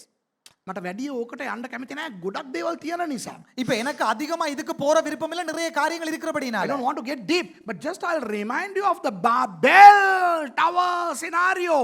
Haha. Okay, Babel கோட்டை හදනකොට මතකද? இப்ப பாபேல் கோபுரத்தை கட்டும்போது உங்களுக்கு ஞாபகம் இருக்கா சம்பவம்? අපි එක තැනකට වෙලා ඉමු කියපේට තමයි දේවනාසයලා දුන්නේ ෂොට් එක. அதாவது நாங்கள் ஒரே இடத்துல இருப்போம் என்று அவங்க நினைச்சதுக்கு தான் கொடுத்தார் ஆண்டவர் ஒரு சொட்டு உண்டு. They were explicitly disobeying God's command to replenish the earth. They wanted to stay in one place. God came and gave them a thundering slap. Okay, he destroyed, he confused the tongues. අර භාෂාවන් මේ ඔක්කොම විනාශ අවුල් කරලා දැන් මේකේ. மொழிகள் எல்லாம் விளங்காம புரிந்து கொள்ளாம பண்ணி விட்டார். දැන් ඔයගලන්ට මං කියන්න ඕනේ. இப்ப நான் உங்களுக்கு சொல்ல வேண்டும், අපි ලංකාවේ ඉන්නේ we are in Sri Lanka, right? කියන්න. நாங்க අපි ලංකාවේ ඉන්නේ කියන්නේ. நாங்க இலங்கையில் இருக்கிறோம். දෙවියන් වහන්සේ මවපු ලෝකේ දැන් අද இப்ப ஆண்டவர் படைத்த இந்த உலகத்துல இப்ப එක්කෙනෙකුට ஒருவருக்கு කොච්චර ඉඩ තියෙනවද දන්නවද? எவ்வளவு இடம் இருக்கு தெரியுமா?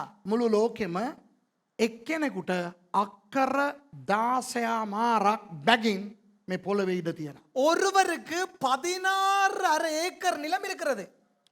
You know, God has created the world so big that inhabitable land on the earth makes it available for one person to live on 16.5 acres of land. ඔගලන්ට තේරෙනවද මං කියන එක? புரியுதா உங்களுக்கு நான் சொல்றது? අද ලෝකේ இன்றைக்கு இந்த உலகத்துல මිනිස්සු සේරම මිනිස්සුන්ට ජීවත් වෙන්න පුළුවන් තැන්වල හිටගත්තොත් அதாவது மக்கள் அனைவரும் வாழக்கூடிய இடங்களை நாங்கள் எடுத்தோம் என்று ඒ சொன்னால் කියන්නේ සහාරා කාන්තාරේ බෑනේ. அதாவது இப்ப சஹாரா பாலைவனத்துல முடியாது தானே? ආක්ටික් ඇන්ටාර්ක්ටික් වල බෑනේ අර ඕස්ට්‍රේලියාවේ තියෙන එක. இப்ப ஆர்டிக் அண்டார்டிக் கண்டத்துல முடியாது தானே? ඈ නේද? You know, people cannot live in the Sahara desert. They cannot live in Arctic and Antarctic. You know, I thought Antarctic was in Antarctica until Niroshi taught me that it's in Australia. Niroshi பெரிதா மට කියලා දුන්නා. நேற்று நிரோசிஸ் நேற்றில்ல எனக்கு அன்னைக்கு சொல்லி சொல்லி கொடுத்தாங்க. கொடுத்தாங்க. அண்டார்டிக் ஆஸ்திரேலியால இருக்கு. அதாவது அண்டார்டிக் கண்டம் வந்து ஆஸ்திரேலியாவில் இருக்குதா? Thank you Niroshi. நீங்க நினைக்கல நான் இங்க வந்து மானத்தை வாங்குவேன்னு நினைக்கவே இல்லைல்ல. அதுதான் சரியா? ஓகே. හැබැයි අර ජීවත් වෙන්න පුළුවන් තැන් තියෙනවනේ ලෝකේ. மனிதர்கள் வாழக்கூடிய இடம் இருக்குதானே? අපි මුළු ලෝකේ ඉන්න බිලියන 7.9 වන ඒ සංඛ්‍යාව இப்ப பில்லியன் 7.79 மக்கள் கூட்டம் இருக்கிறாங்க பூமியில. අපි තනි තනියෙන් හිට ගත්තොත් இப்ப நாங்க ஒவ்வொரு இடத்துல நின்று கொண்டோமானால் එක්කෙනෙකුට ලැබෙනවා අක්කර 16 ஒருவருக்கு கிடைக்கிறது 7. You know, if the 7.79 billion people of the world stand on livable land, each person would get 16.5 acres. Hey, if you want, write it down and check it against the United Nations population chart, okay? I'm not bluffing here. දැන් මම කියන එක ඇත්තද බොරුද කියලා බලා ගන්න ලියලා තියලා ඒක ඔය හොදිස කරලා බලා ගන්න මම ඇත්තද කියන්නේ කියලා. அதாவது நான் இங்க சொல்றது வந்து உண்மையா பொய்யா நீங்க பரிசோதித்து பார்க்க முடியும். එක්කෙනෙකුට අක්කර 16 නම් දෙයියනේ ඕක මදිද? ஒருவருக்கு 16.5 ஏக்கர் இருக்குன்னா போதாதா? If one person has a land mass of 16.5 acres, boy, we still have enough space on earth.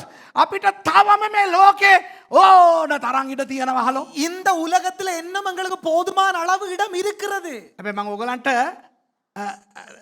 ස්ථාන 4ක් කියලා පෙන්නන්නම් අපි කරගත්ත දේ. හොඳේ? அதாவது நான் உங்களுக்கு 4 இடங்களை காட்ட போறோம் நாங்க என்ன செய்து கொண்டோம் என்று. Now I'm going to show you 4 places on earth and show you how we are living. Okay? දැන් අපි නුවර ගමු. නුවර කැන්ඩි. இப்ப நாங்க கண்டி எடுப்போம். නුවර එක්කෙනෙක් හිටගන්න පුළුවන් තැනක 312 දෙනෙක් ඉන්නවා. අதாவது නුවර මහනුවර ටවුමේ ජනගහනය ඕකයි. இப்ப கண்டி டவுனை நாங்க எடுத்தோம்னு சொன்னா ஒருவர் நிக்கக்கூடிய இடத்துல 312 பேர் நிக்கிறாங்க. So if you take Kandy, our city, the city, 312 people are standing where one is supposed to stand. Hello? එතකොට அப்ப හිතන්න බලන්න. அப்ப யோசித்து பாருங்க. දැන් අපි කුකුළු හදනකොට இப்ப நாங்க கோழி නෑ කුකුළු එපා. இப்ப கோழி வேண்டாம். අපි මාළු හදන්න යනකොට කෝ පාස්ටර් මහේෂ් අපි මාළු හදන්න ගියා. இப்ப நாங்க மீன் வளர்க்க போனோம். තිලාපියා මාළු හදන්න ගියා. சிலாப்பி மீன் வந்து வளர்க்க போனோம். මල්ලම්මයි ජිල්ලම්මයි මමයි අපි ගියා මේකේ මාළු තිලාපියා 1500ක් දාමු කියලා. மல்லம்மாவும் ஜில்லம்மாவும் சேர்ந்து எவ்வளவு பாசு? மல்லம்மா பாஸ்டர் மகேஷ் நான் 3 பேரும் போய் அந்த மேலே உள்ள எங்களோட குளத்துல மீன் வளர்க்குறதுக்கு தீர்மானிச்சு நாங்கள் தீர்மானிச்சோம் ஒரு 1000-1500 போடுவோம்.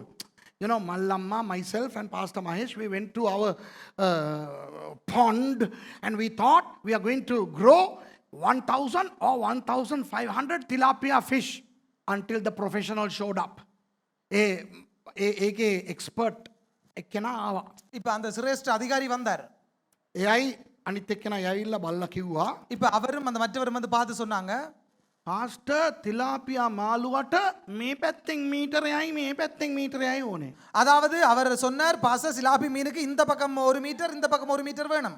එහෙමනම් ඕකේ කියද්ද 100ක් 125ක් ඇති කරන්න පුළුවන්. அதாவது 100 அல்லது 120 மீன் வளர்க்கலாம் அப்படின்னு சொல்லி சொன்னார். You know, the expert came, examined our pond, and he said, no, Pastor Suresh, you can grow only about 100 or maximum 125. I was shocked to smithereens. What? I want to grow 1,000 at least. Mama holmang una. මට ආත්මේ ප්‍රාණය ශරීරයෙන් මාරුණා. මල්ලම්මගෙත් නේද? எனக்கு ஆவி ஆத்மா சரணம் எல்லாம் தலை சுத்தி மாறி போச்சுது. මට 1000ක් ඇති කරන්න ඕනේ. எனக்கு 1000 வளர்க்க வேணும். 125 කියනවා. அவர் 125. ඇයි කියලා ඇහුවා. ஏன் அப்படின்னு சொல்லி கேட்டேன். එතකොට ඒගොල්ලෝ කියනවා அப்ப அவங்க சொல்றாங்க, ඌට හුස්ම ගන්න ඕනෙලු. அதுக்கு மூச்செடுக்க வேணும். ඌට අතපය දිගහැරලා එහාට මෙහාට පීනන්න ඕනෙලු. அதுக்கு கை கால் அசைச்சு அங்கால இஞ்சால நீந்த வேணும். එතකොටලු ශාස්ත්‍රීක වන්නේ. அப்பத்தான் அது புஷ்டியாகும். So he's telling me that this fish needs enough oxygen, it needs enough swimming space for him to grow. මගේ දෙයනේ මාළුවටම එහෙමනම් මනුස්සයට. ஒரு மீனுக்கு அப்படி என்றால் மனிதனுக்கு, if it is so for a fish, what about us? 312 times more people live in Kandy than they should. නුවරට අවුමේ ජීවත් වෙන්න ඕන ප්‍රමාණයට වඩා 312 ගුණයක් ජීවත් වෙනවා. දෙයෝ සාක්කි. கண்டி டவுன்ல ஒருவர் வாழ வேண்டிய இடத்துல 312 பேர் வாழ்ந்தா என்ன நடக்கும்? ஐயோ கடவுளே. දෙවියන් වහන්සේ එකෙකුට ඕන ඔක්සිජන්, அதாவது ஒருவருக்கு தேவையான ஆக்சிஜன், එකෙකුට ඕන ඉඩ කඩ, அதாவது ஒருவருக்கு தேவையான இடப்பகுதி, එකෙකුට ඕන ආහාර, அதாவது ஒருவருக்கு தேவையான தண்ணி, ஆகாரன ஆகாரம். தண்ணி. ஒரு சிங்களத்துல வாரதுக்கு ஒரு உம்மன்னா போடு, அது தமிழ் ஆகிரும். ඊට පස්සේ එකෙකුට ඕන වතුර දෙනවා. ஒருவருக்கு தேவையான தண்ணி දෙනවා. கொடுக்கிறார். එකෙකුට මේක ඇති. இப்ப ஒருவருக்கு இவ்வளவு போதும். දැන් 312ක් මේක බොනවා. 312 பேர் இத கொடுக்குறாங்க. You know, one fellow, this suffices to one fellow. In Kandy, 312 people want to drink this. අර එක කෑම පාසලේ 312ක් කණ්ඩ හදනවා. அந்த ஒரு பாத்திரத்துல 312 நபர்கள் பருக வேண்டி குடிக்க வேண்டி එකෙකුට இருக்குது. අවශ්‍ය ඔක්සිජන් 312ක් උස්ම ගන්නවා. 312 பேருக்கு தேவையான ஆக்சிஜனை 312 பேர் வந்து மூச்சு எடுக்கறாங்க. දැන් දෙවියන් වහන්සේ මවල තියෙන ගස් කොළන් කොහොමද දන්නවද? இப்ப ஆண்டவர் படைத்திருக்கிற அந்த மரம் செடிகள் எப்படி தெரியுமா? එකෙක් එළියට දාන කාබන් ඩයොක්සයිඩ්, அதாவது ஒருவர் வெளியில போற கார்பன் ஆக்சைடு, ඒක ඒ ගස් ටික ඇතුළට අරගෙන அதாவது அது அந்த மரம் உட்கொண்டு ඌ ඔක්සිජන් දෙනවා. அது இப்போ ஆக்சிஜனை கொடுக்குது. You know, when one fellow exhales carbon dioxide, the plants breathe that, they inhale that and they exhale enough oxygen to one fellow. 312ක් carbon dioxide එළියට දානවා. இப்ப 312 பேர் கார்பன் டை ஆக்சைடை வெளியில போடுறாங்க. ගස් ටික හොල්මන් වෙනවා. இப்ப மரங்கள் எல்லாம் பதறி போகுது. So 312 folks exhale carbon dioxide and confuse the trees. ඌ ටිකක් අරගෙන ඔක්සිජන් ටිකක් දෙනවා. அது கொஞ்சம் எடுத்துக்கொண்டு திருப்பி ஆக்சிஜனை கொடுக்குது. ඒක එකෙකුටත් මදි 312කට ඒක ඕනේ. அது ஒரு ஆளுக்கே போதாது, 312 பேர் அதை சுவாசிக்க வேணும். So those trees supply one fellow's oxygen where 312 people are trying to inhale. මගේ දෙයනේ මුන්ට ලෙඩ හැදෙන්නේ නැතුව මොකක්ද ඇයිසේ හැදෙන්නේ? ஐயோ ஆண்டவர், இவங்களுக்கு நோய் வராம என்ன வரும்? දෙවියන් වහන්සේ ඉන්නවා නම් ஆண்டவர் இருந்தாரானால் ඇයි මට ලෙඩලු?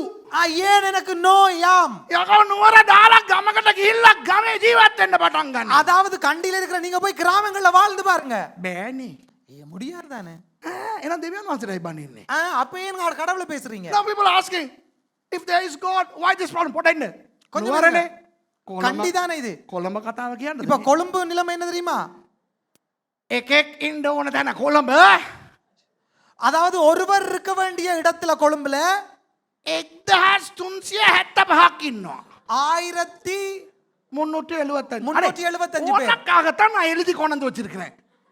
அப்புறம் வந்து ஆயிரத்தின்னு ஆவியானவர் வெளிப்படுத்துற வரைக்கும் இருக்காது. நீ காலையில் போயிட்டு தமிழ் நான் என்னைக்கிட்டா நோட்ஸ் எழுதுனேன், உனக்காக தான் எழுதியிருக்கேன். You know, in Colombo, 1,375 people are standing where one person has to. சொல்லு. 1375 பேர் கண்டு கொழும்புல நிக்கிறாங்க, ஒரு ஆள் நிக்க வேண்டிய இடத்துல. එතකොට මාර ජෝක් එක කියන්නේ නුවර හරි මේකට 312ක් පොරගනවා. அதாவது இப்ப கண்டி சரி பரவாயில்ல, 300 இச்சோச்சாக்கள் 12 12 பேர் குடிக்கிறாங்க. சொச்சத்துக்கு என்ன நாங்க என்ன பிசினஸா பண்றோம்? இந்த வச்சிக்க கையில இந்த ஓன் நோட்ஸ் அது. In Kandy 312 people are fighting for one glass. In Colombo 1,375 people are fighting. Colombo 1375ක් පොරගනවා මේකට. கொழும்புல வந்து 1375 பேர் குடிக்கிறாங்க இத. යන්න ඕගොල්ලෝ යන්න කොළඹ යන්න. අන්න ජොබ් තියනවලු යන්න කොළඹ. சொல்லுங்க போங்க. අන්න කොළඹ කෙල්ලෙක් ඉන්නවලු. යන්න යන්න. කොළඹ යන්න. கொழும்பு போறீங்களா? තව ෂෝක්. இன்னொரு ஷோக். So go to Colombo. Leave Kandy and go to Colombo. Your life will be wonderful. I say oxygen නැතුව පෙනහැලි ප්‍රශ්න. அதாவது ஆக்சிஜன் இல்லாம இருதய பிரச்சனைகள், later நோய், ஹிருதாபாத, இருதய நோய்கள், heart diseases, vascular diseases, intestine diseases. And then you can ask, if there is God, why am I like this? Why do I have to visit the Navaloka Asiri hospitals all the time? Devi kenek innona ngai mang letting in doni. ஆண்டவர் இருந்தால் ஏன் நான் இப்படி நோயாளியாய் மாற வேண்டும்? Devi kenek innona ngai mage wakukadu prashna. ஆண்டவர் இருந்தால் ஏன் எனக்கு இந்த பிரச்சனைகள், குஷ்டரோகமா? தேவியானாஸ் அவனுக்கு எந்த வியாதி முக்கியமோ அது அவன் சொல்லுவான், அவ்வளவுதான் இல்லையா? You see what I'm saying? Hey, here are two things. என்னுடைய செய்தியை இந்தியாவிலிருந்து பார்க்கிறவர்கள், you know those who are watching from India, இந்தியாவையும் பாருங்க காட்டிய. அப்ப சென்னைக்கு நான் கதா කරමුද? சென்னை. இப்ப சென்னையை குறித்து பேசுவோம். இந்தியாவில இருந்து பார்க்கிறவங்களுக்கு එකෙක් ඉන්න ඕන තැන 1131ක් ඉන්නවා. ஒரு ஆள் இருக்க வேண்டிய இடத்துல 1131 பேர் இருக்காங்க. You know, in Chennai, India, 1,131 fellows are consuming stuff of one person. මේ ඔක්කොටම ඇමරිකාවට යන්න ආසයි නේද? அமெரிக்காவுக்கு போக விருப்பம் தான் உங்களுக்கு எல்லாம் இருக்கும். ඔක්කොටම නිව්යෝක් බලන්න ආසයි නේ? අර ගෑණි මෙහෙම අර ලාම්පු අල්ලගෙන ඉන්න ගෑණි. நியூயார்க் போக விருப்பம் தான். அது ஒரு பெண் இப்படி பிடிச்சிருப்பாங்க. அந்த You all have to go to New York, don't you? You know, to see the Statue of Liberty. You know that ලාම්පු අල්ලන ගෑණි? නිව්යෝක් වල இப்ப நியூயார்க்ல එකෙක් ඉන්න ඕන තැන ஒரு ஆள் இருக்க வேண்டிய இடத்துல 12,328ක් ඉන්නවා ඔයි. காட்டுங்க பாஸ்டர். කාටවා 12,328 பேர் இருக்காங்க. In New York, 12,328 people are standing where one should stand. Now, what am I trying to say? මම මොකද්ද මේ කියන්න හදන්නේ? நான் என்ன சொல்ல முற்படுகிறேன்?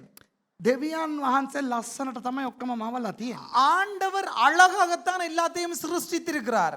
අපි එක ගොඩේ ඉඳගෙන நாங்கள் ஒரே இடத்துல இருந்து கொண்டு තට්ටු ගෙවල් හදාගෙන மாடிக்கு மேல மாடியை கட்டி கொண்டு අපි අර එකෙක් හුස්ම ගන්න එක 1000ක් හුස්ම ගන්න හදාගෙන ஒருவர் சுவாசிக்க வேண்டிய காற்றை 1000 பேர் சுவாசித்துக் கொண்டு එකෙක් කන්න ඕන ඒවා 1000ක් කන්න උත්සාහ කරගෙන ஒருவர் உண்ண வேண்டியதை 1000 பேர் உண்டு கொண்டு දඟල ඉන්න නිසා இப்படியே போராடி கொண்டிருக்கிறபடினாலே මගේ දෙයනේ මේක විතරක් මට කතා කරන්න පුළුවන්. எனக்கு இதை மட்டும் பேச முடியும். And I can just talk on the topic of overcrowding.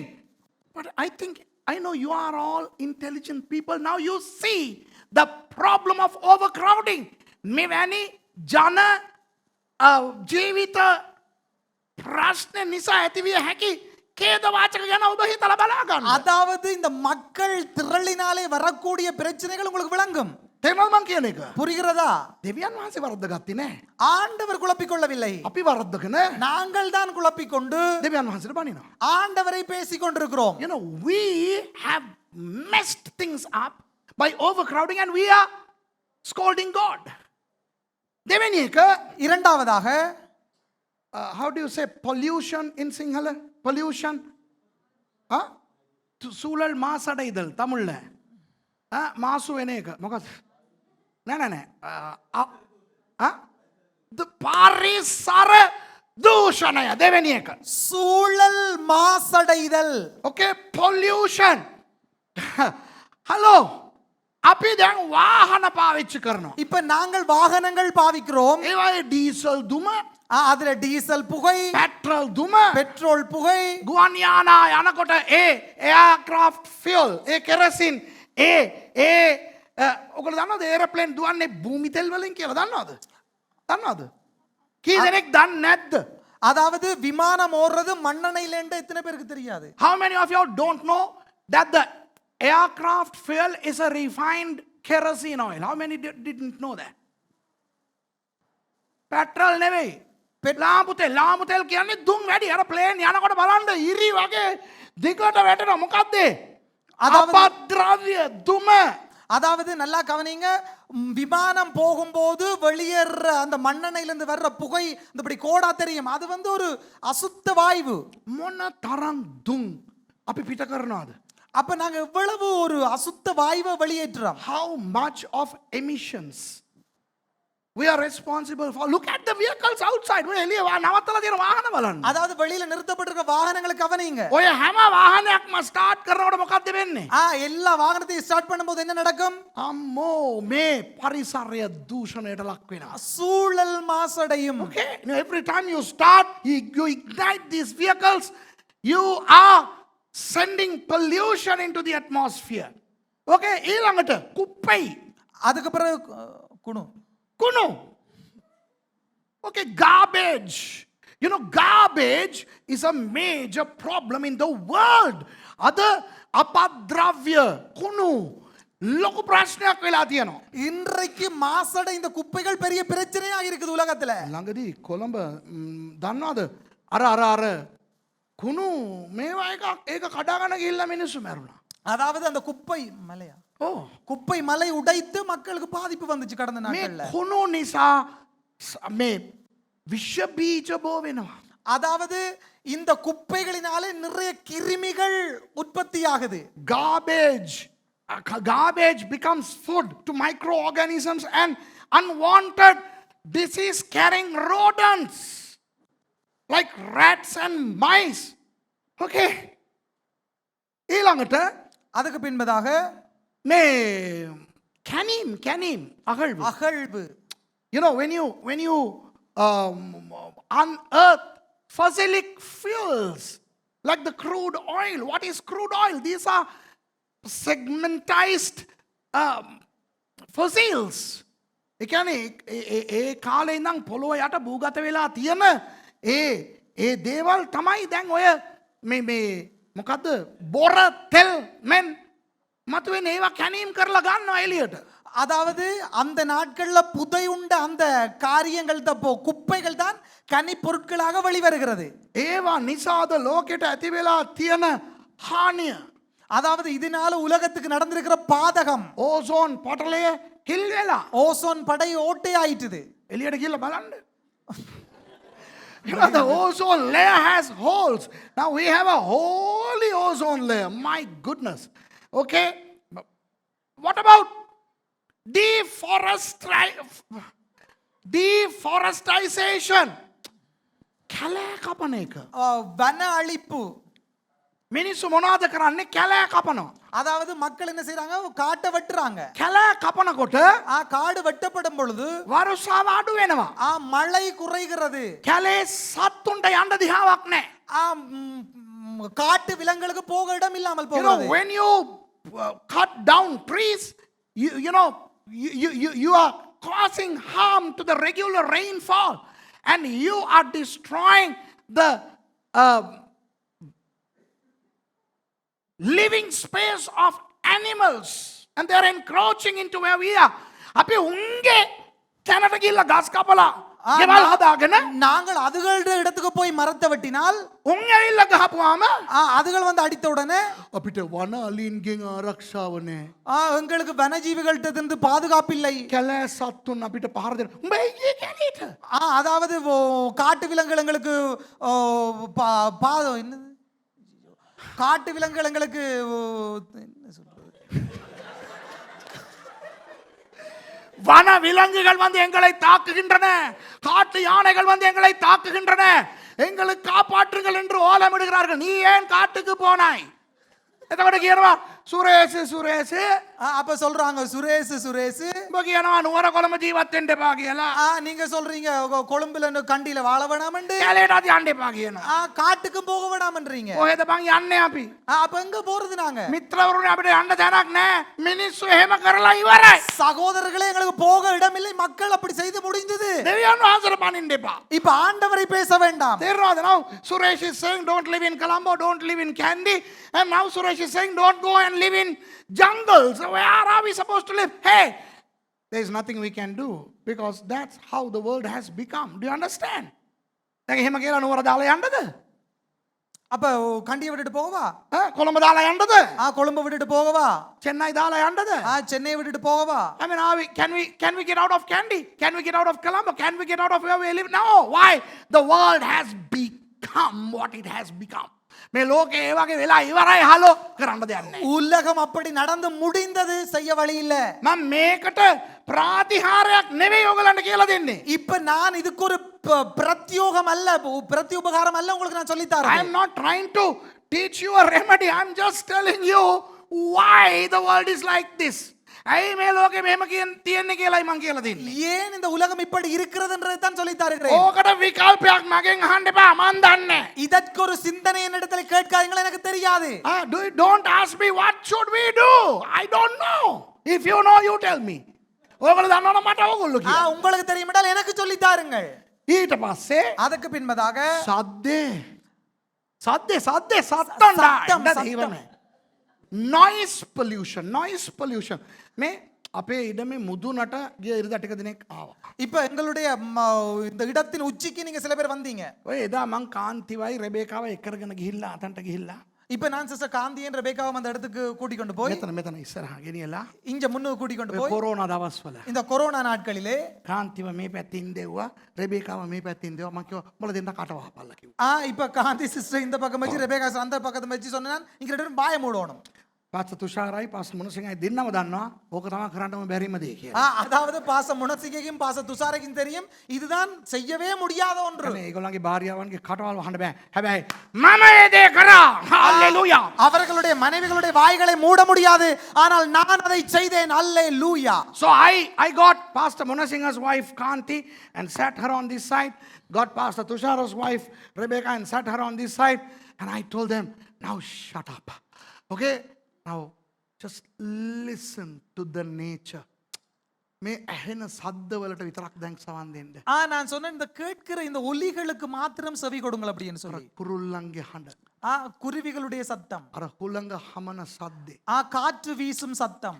Listen to the birds chirp and the winds that brush the trees.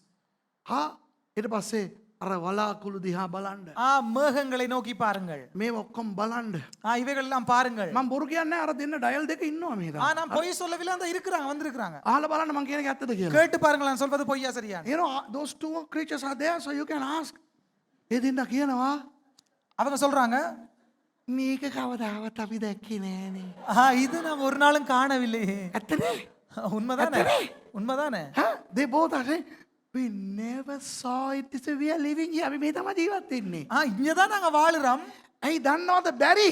ஏன் தெரியுமா முடியவில்லை? හැම තැනම ලෝකේ කචකචේ. எல்லா இடத்துலயும் கச்ச கச்ச கச்ச கச்ச கச்ச. Today the world is a loud place. Vehicles moving, the honking, okay, and machines working. එක යන්ත්‍ර උපකරණ ශබ්ද සින්දු එතකොට වාහනවල ශබ්ද අද ලෝකේ ස්වභාවික ශබ්ද අහන්න දැන් අඩු වෙලා තියෙනවා. அதாவது இன்றைக்கு உலகத்திலே சுபாவ சத்தத்தை கேட்க முடியாமல் வாகனங்களுடைய சத்தம் பாட்டுகளுடைய சத்தம் இப்படி சத்தத்தினால் இந்த உலகம் நிரப்பப்பட்டிருக்கிறது. මට මම මේ දවස්වල හැම වෙලේම මම යනවා අපේ ඉඩමේ මුදුනට. அதாவது இந்த நாட்கள்ல நான் மலை உச்சிக்கு போறேன் காணியில. ඇයි දන්නවද? ஏன் தெரியுமா? ඒ ගියාම ඉස්සල්ලාම මම භුක්ති විඳින්නේ මර්සිගේ සද්දේ මෙතන නැහැ. அந்த இடத்துக்கு போன உடனே நான் முதலாவது அனுபவிக்கிறது அப்பா சிஸ்டர் மேர்சியினுடைய சத்தம் இல்லை. අර බලන්න එළියේ ඉන්නම් බලන්න හැටි අද මම ඉවරයි. අද ඔක්කොම මං ගැන යාඥා කරගන්න. அதாவது இன்றைக்கு எல்லாரும் பாஸ்டர்கா ஜெபிச்சு கொள்ளுங்க. இன்றைக்கு මම ඒක முடிஞ்சிருக்காது. විහිළුවට කිව්වේ. ஜோக்கு தான் சொன்னேன். No, it was a joke, Mercy. Okay. I really love your sound. මේ බලන්න අහන්න. ඇත්තට உண்மையாகவே අද මිනිස්සුන්ට ස්වභාවික ශබ්ද ඇහෙන්නේ නැති විදියට අපි විසින් මනුෂ්‍ය විසින් ඉදිරිපත් කරන ශබ්ද වැඩි වෙලා තියෙනවා. இன்றைக்கு உலகத்திலே இயற்கையினுடைய ஒலிகளுக்கு செவி மடுக்க முடியாதபடிக்கு மனிதனினாலே உற்பத்தி செய்யப்பட்ட சத்தத்தினூடாக உலகம் நிரப்பப்பட்டிருக்கிறது. You know, today people can't hear the natural sounds and they are now hearing almost all the time sounds manufactured by people. Then telephone වල මාර app එකක් ඇවිල්ලා තියෙනවා දැන්. இப்ப டெலிபோன்ல ஒரு ஆப் ஒன்று வந்திருக்குது. A funny app has been on smartphones now. මොනවද දන්නවද? අර හොඳට නිදාගන්න එක එක ස්වභාවික හඬ වහින සද්දේ අර රෑතින් බල්ලෝ බුරන සද්දේ ඒ ඇප් තියෙනවද ඔයගොල්ලන්ගේ ෆෝන් වල? ඕනම ෆෝන් එකේ තියෙනවා ඕක. இப்ப வந்து போன்ல வந்திருக்குதுன்னு சொன்னா மனிதன் தூங்கும் போது அருமையான ஒலிகள் இயற்கையின் ஒலிகளை போட்டுட்டு நன்றாக தூங்கக்கூடிய அந்த தூரத்தில் நாய் குலைக்கிற சத்தம் ஒரு காற்றடிக்கிற சத்தம் போன்ற அருமையான இயற்கையின் சத்தங்கள் வந்திருக்கின்றன. Now the sound of rainfall, the sound of the jungle, the sound of animals, and you know these are on apps so that you can switch it on and then you can sleep. අනේ මොන තරම් ලැජ්ජාවක්ද hello අපිට. எவ்வளவு வெக்கம் எங்களுக்கு. දෙවියන් වහන්සේ මේව ලෝකයක් තමයි අපිට දුන්නේ. ஆண்டவர் இப்படிப்பட்ட ஒரு உலகத்தை தான் வைத்திருந்தார். God gave us a beautiful world with those beautiful noises with which we can sleep peacefully. ඒ සද්ද ඇහෙනකොට අපිට හොඳට නිදා ගන්න පුළුවන්. அந்த சத்தங்களை கேட்டுக்கொண்டு நன்றாக உறங்க முடியும். දැන් අපි නිදා ගත්තම අරේ ගාලා මෝටරයක් කනවා මේ ටීවී එකේ අරු සින්දු කියනවා අර ඉස්සරහා ගෙදර මොකද්ද එකක් කරනවා. ඒ නිසා මේ ඇප් එක දාගෙන නිදා ගන්නවා මොන තරම් ලැජ්ජයිද. ඊට පස්සේ කියනවා දෙවි කෙනෙක් ඉන්නවා නම් ඇයි මට නිින්ද යන්නේ නැත්තේලු. இன்றைக்கு இந்த உலகத்துல என்ன நடந்திருக்குது? அங்கால டிவி இது இஞ்சால ரேடியோ இது முன் வீட்டுல சண்டை. எப்ப என்ன நடந்திருக்கு? நாங்க போன்ல இந்த இயற்கையின் சத்தத்தை போட்டுட்டு தூங்க வேண்டிய ஒரு நிலைமைக்கு ஏற்படுத்தப்பட்டு விட்டோம். So sound pollution has overtaken us. So through the years we are not getting the soothing sensation that puts us to sleep, and now we are spending sleepless nights blaming God. කුෂිකර්ම, விவசாயம், agriculture. Because we are all living in one place. හැම කෙනාම එක තැන ගොඩ ගැහිලා නිසා எல்லாம் ஒரே இடத்துல குவிந்தபடியினால் එක තැනකට ගේන්න ඕනේ ඔක්කොම මේ එළවලු වර්ග. எல்லா மரக்கறிகளையும் ஒரே இடத்துக்கு கொண்டு வர வேண்டும். ඒ නිසා හෝල්සේල් ක්‍රමයට දැන් කැලෑ විනාශ කරලා ගොවිතැන් කරනවා. இப்ப என்ன செய்யறாங்கன்னு சொன்னா காட்டை அழித்து விவசாயம் செய்கிறார்கள். තේරෙනවද මං කියන එක? එතකොට you see now because people are living in one place, they need all the vegetables be brought to that place and they need mass production of vegetables. ඒ නිසා ஆகவே ඒ තැන්වල භෝග වැඩි කරන්න ඉඳා අම්මා පාවිච්චි කරන රසායන ද්‍රව්‍ය. அதாவது அந்த இடத்துல உற்பத்திகளை அதிகரிப்பதற்கு இந்த ரசாயன திரவியங்களை பயன்படுத்துகிறார்கள். In order to multiply the produce, they use chemicals that are harmful to us. ඕගොල්ලෝ කන ගෝවා, ඕගොල්ලෝ කන බෝංචි, ඕගොල්ලෝ කන කැරට් සමග මොන තරම් විෂ සහිත රසායන ද්‍රව්‍ය ඔයගොල්ලෝ කනවද දන්නවද? நாங்க சாப்பிடுற போஞ்சி கரட் அதே மாதிரி கோவாவில் எவ்வளவு ரசாயனம் இருக்குன்னு சொல்லி நமக்கு தெரியுமா? The vegetables that you eat, my goodness, how much of poisonous intakes are happening when you eat your vegetables. What about polythene and plastic? Plastic දේවල්, polythene දේවල් අද ලෝකෙ විනාශ කරගෙන යනවා. பிளாஸ்டிக் பொலித்தீன் உலகத்தை அழித்து கொண்டிருக்கிறது. එතකොට දෙවෙනි එක මොනවද? இரண்டாவதாக என்ன? මේ පරිසර දූෂණය. இந்த இயற்கை சூழல் மாசடைந்து விட்டது. So the pollution. Who is the cause of pollution? Animals, God, angels, or people? දැන් මේ පරිසර දූෂණයට හේතුව இந்த சூழல் மாசுக்கு දෙවියන් වහන්සේද ஆண்டவரா, දේවදූතයෝද? தேவதூதனா, ඇයි යක්ෂයාද? பிசாசா? ඌද පොලිතින් විසි කරන්නේ? அவனா வந்து பொலித்தீனை வீசுறான். එතකොට සත්තුද? விலங்குகளா? හැබැයි මනුස්සයාද? ஆனால் மனிதனாலே. තුන්වෙනි එක மூன்றாவதாக විනාශ වීම. அழிவடைதல். You know, extinction. ඔන්න අහගන්න.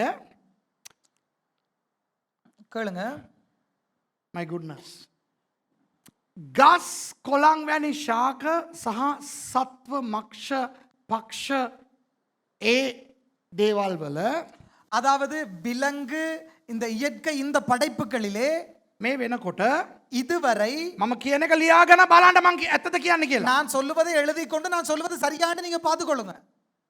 කෝටි 500ක ශාක සත්ව මක්ෂ පක්ෂ දැනට පොළොව තලින් සම්පූර්ණයෙන් විනාශ වෙලා තියෙනවා. 500 கோடி உயிரினங்கள் பூமியில இல்லாமல் அழிவடைந்து விட்டது. There have been 5 billion extinctions recorded so far. Recorded. Unrecorded, we don't know. Innumerable. ඒ කියන්නේ කෝටි 500 කියන්නේ මේ අපි මේගොල්ලෝ සටහන් කරලා තියෙන ප්‍රමාණය. இவர்கள் பதிவு செய்த 500 கோடி. ඒ කියන්නේ කෝටි 500ක සත්තු නෙවෙයි ආ. அதாவது 500 கோடி விலங்குகள் அல்ல. දැන් බල්ලෝ කිව්වනම් බල්ලෝ කියන්නේ එකයි. බල්ලෝ ආයේ ඒක ඇල්සේෂන් වල්සේෂන් පොමරේරියන් හැම එකම. இப்ப நாய் என்று சொன்னால் அதிலே பல வர்க்கங்கள் இருக்குது. தெரு நாய், சோரி நாய், எல்சேஷன், அந்த நாய், இந்த நாய், எல்லா நாயும் ஒரு அது எல்லாம் ஒன்று. ஒக்கமே எக்காய். Now when you take dogs, that's one, right? I mean, it could be German Shepherd, Candy Shepherd, whatever. But just one. So like that, 5 billion species have gone extinct. What a pathetic creature is man. කෝටි 500ක් මිනිස්සු නිසා. මිනිස්සු නිසා විනාශ වෙලා. அது 500 கோடி உயிரினங்கள் மனிதனாலே அழிக்கப்பட்டிருக்கிறது. දෙවියන් වහන්සේ විනාශ කරේ. ஆண்டவர் அழித்தார். ඒ සත්තුන්ගෙන් කොච්චර වාසි මිනිසාට ලැබෙනවද? அந்த விலங்குகளூடாக எவ்வளவு அருமைகள் மனிதனுக்கு கிடைத்திருக்குமா இருக்கும். How many benefits are there through these species, those trees and those. Okay?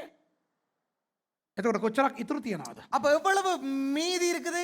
ලක්ෂ 87ක්. அதாவது 87 லட்சம். 8.7 million species are still alive, of which 50% will be destroyed by year 2100. Go. අවුරුදු 2100 වෙනකොට දැන් 2020 නේ. இப்ப තව අවුරුදු 80කින් ඕකෙන් භාගයකුත් නැති වෙන්න යනවලු. இன்னும் 80 வருஷத்துல அதுவும் இல்லாம போயிடுமா? තේරෙනවද මං කියන එක? விளங்குதா நான் சொல்றது?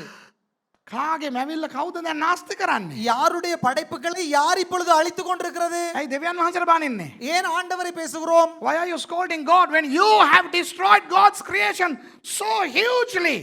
ඔන්න පස්වෙනි එක. இந்த ஐந்தாவதாக නාස්ති කිරීම. விரயம். Okay? Number 5, maldistribution and waste. Okay? බොහෝ දේ තියෙනවා මට කියන්න. எனக்கு அதிகமான காரியங்கள் இருக்கு சொல்றதுக்கு. එක දෙයක් විතරක් කියන්න. ஒன்றே சொல்லுகிறேன். So many things are there for me to tell you, but here is something that I want to tell you. Write it down, okay? මේක ලියලා තියාගන්න. இதை எழுதி வைத்துக் கொள்ளுங்கள். දවසකට දැන් පොඩ්ඩක් ඉන්න. දෙවි කෙනෙක් ඉන්නවා නම් ஆண்டவர் ஒரு ஆள் இருந்தால் ඇයි බොහෝ ළමයි කණ්ඩ නැතුව මැරෙන්නේ? ஏன் இவ்வளோ பேர் பிள்ளைகள் சாப்பிட இல்லாம சாகுறாங்க? එතියෝපියාවේ මැරෙනවා. எத்தியோப்பியாவுல சாகுறாங்க, සූඩාන් වල මැරෙනවා. சூடான்ல சாகுறாங்க, ඇයි ඉන්දියාවේ අපේ ලංකාවේ හිටම් මැරෙනවා? இந்தியாவில எங்களுடைய இலங்கையில கூட. You know, millions of people are starving in Ethiopia, in many African countries, Sudan, India, Sri Lanka. Why, if there is a God? Wait a minute. මෙන්න අහගන්න මේක. கேளுங்க இத. හැමදාම ஒவ்வொரு நாளும் දවසකට ஒரு நாளைக்கு දසකෝටි 833 ලක්ෂ කිලෝ කෑම ලෝකේ නාස්ති වෙනවා. ஒரு நாளைக்கு 10,833 கோடி கிலோ உணவு விரயமாகுது. කනිකර සිස්ටර් රෝසි සේනානායක කියනවා නේද?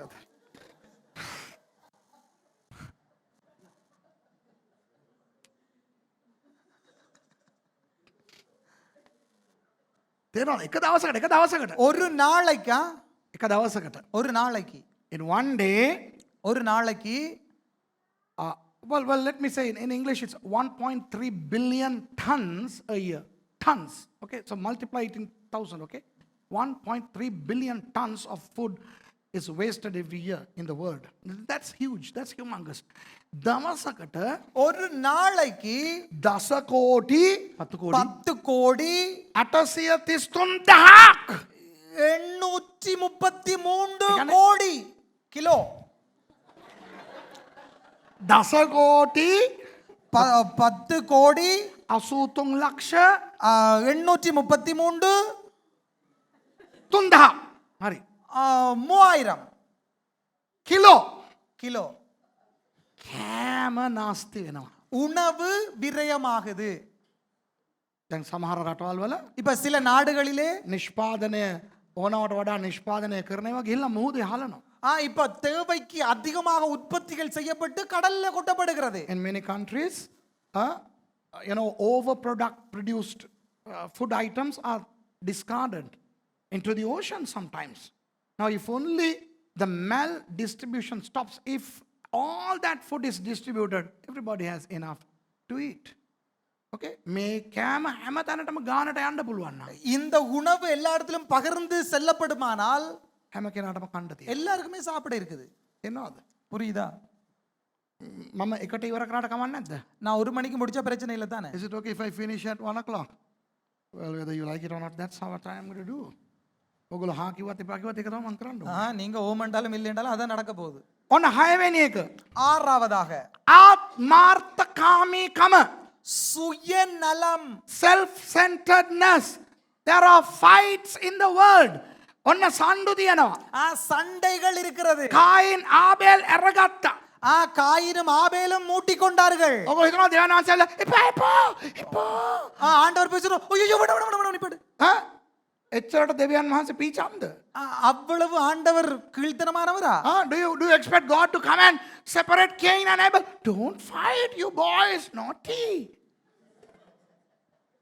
අපේ මිනිස්සු අරගන්නවනේ හදලා. அப்ப எங்கட ஆக்களை மூட்டிக்கொள்கிறார்கள். එක එක හේතු නිසා අරගන්න. ஒவ்வொரு காரியங்களினாலே යුද්ධ, யுத்தங்கள், wars, you know, First World War, Second World War, Cold War, and all these wars, and the subsequent depression, economical struggles, and single parenthood.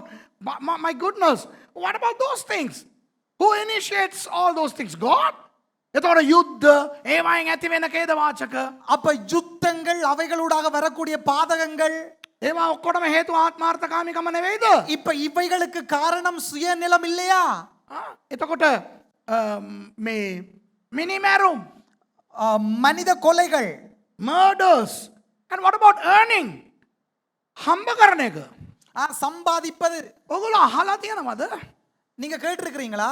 එක ප්‍රකෝටිපතියෙක් හරි, அதாவது ஒரு கோடிபதியாவது, ஒரு கோடீஸ்வரனாவது හැම කරපුවා ඇති බං මං හැම ව්‍යාපාරයක්ම නවත්තලා දැන් මම එන්ජොයි කරන්න යනවා කියලා කියපු එක අහලා තියෙනවද? நான் எல்லா பிசினஸையும் நிப்பாட்டி போட்டு இப்ப என்ஜாய் பண்ண போறேன்னு எந்த கோடிபதியாவது சொல்லி இருக்கிறானா? Have you ever heard that one single billionaire in the world stopped earning and started spending? Take Bill Gates. Hey, Bill Gates, you may try to kill me. You won't, because I'm not coming to America soon. Right? By the time I come, you'll forget me. Now, Bill Gates, one of the billionaires in the world, has he stopped earning? He's still earning. Are Microsoft lokka Bill Gates inna ned? Microsoft உரிமையாளர் bill gate இருக்கார் தானே ලෝකේ ධනවතුන්ගේ එකෙක්.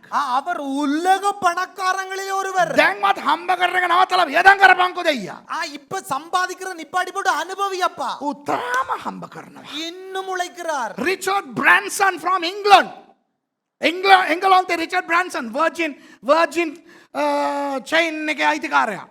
Virgin chain உரிமையாளன் ඒ කියන්නේ Virgin chain එක නෙවෙයි. ඒක ගුවන් යානා, කෝච්චි, ටීවී එන මේවා තියෙනවා. அதாவது சங்கிலியனுடைய உரிமையாளர் அல்ல விமானங்கள் அப்படி பெரிய நிறுவனங்களுடைய அதிபதி Those of you who are from England, you know Richard Branson. Has he stopped earning? එයා දැන් මේ හම්බ කරන එක නවත්තලාද? இப்ப அவர் சம்பாதிப்பதை நிறுத்தி விட்டாரா මගේ දෙයනේ. ප්‍රකෝටිපතිවරු என்று ஆண்டவரே கோடீஸ்வரர்கள் අනේ මේ කවුරු හරි එකෙක් මේ ලෝකෙ එකෙක් දෙන්න එපා. එකෙක් පෙන්නන්න. අනේ හම්බ කරලා ඇති. දැන් මං ගෙදර ඉඳන් මේක එන්ජොයි කරන්න යනවා. එකෙක් නෑ. ஒருவர் ரெண்டு பேர் வேண்டாம் ஒருவரை காட்டுங்கள் யாராவது தொழிலை நிறுத்திவிட்டு நான் இனி வீட்டில் இருந்து இதை அனுபவிக்க போகிறேன் என்று சொல்லுகிற ஒருவர் හම්බ කරලා මට තේරෙන්නේ නැහැ මොනවටද හම්බ කරන්නේ. சம்பாதித்து சம்பாதித்து சம்பாதித்து என்ன செய்யற போகிறார்கள் எனக்கு தெரியவில்லை. People want to earn and earn and earn and earn. I don't know why they want to earn even after having earned what they need and want. Self-centered. We are living in a very selfish world. අපි ජීවත් වෙන්නේ පුදුමාත්මාර්ථකාමී ලෝකයක. நாங்கள் வாழ்வது மிக சுயநலமான ஒரு உலகத்திலே. 7. ஏழாவதாக මනුෂ්‍ය විසින් ඇති කරන ලද ඛේදවාචක. மனிதன் மூலம் ஏற்படுத்தப்படும் அனர்த்தங்கள். Okay, now these are tragedies that are caused by humans. කී දෙනෙකුට මතකද எத்தனை பேருக்கு ஞாபகம் இருக்கிறது ඉන්දියාවේ බෝපාල් කියන තැන 1984 ඇති වුණ ලීක් එක. 1984 ஏற்பட்ட யுத்தம் யாருக்கு யுத்தம் அனர்த்தம் அனர்த்தம் யாருக்கு ஞாபகம் இருக்கிறது போபால் இந்தியாவில் இருக்கிற போபால்ல அந்த அணு கசிவு. Okay, it started to leak, right? 3,700 plus people died.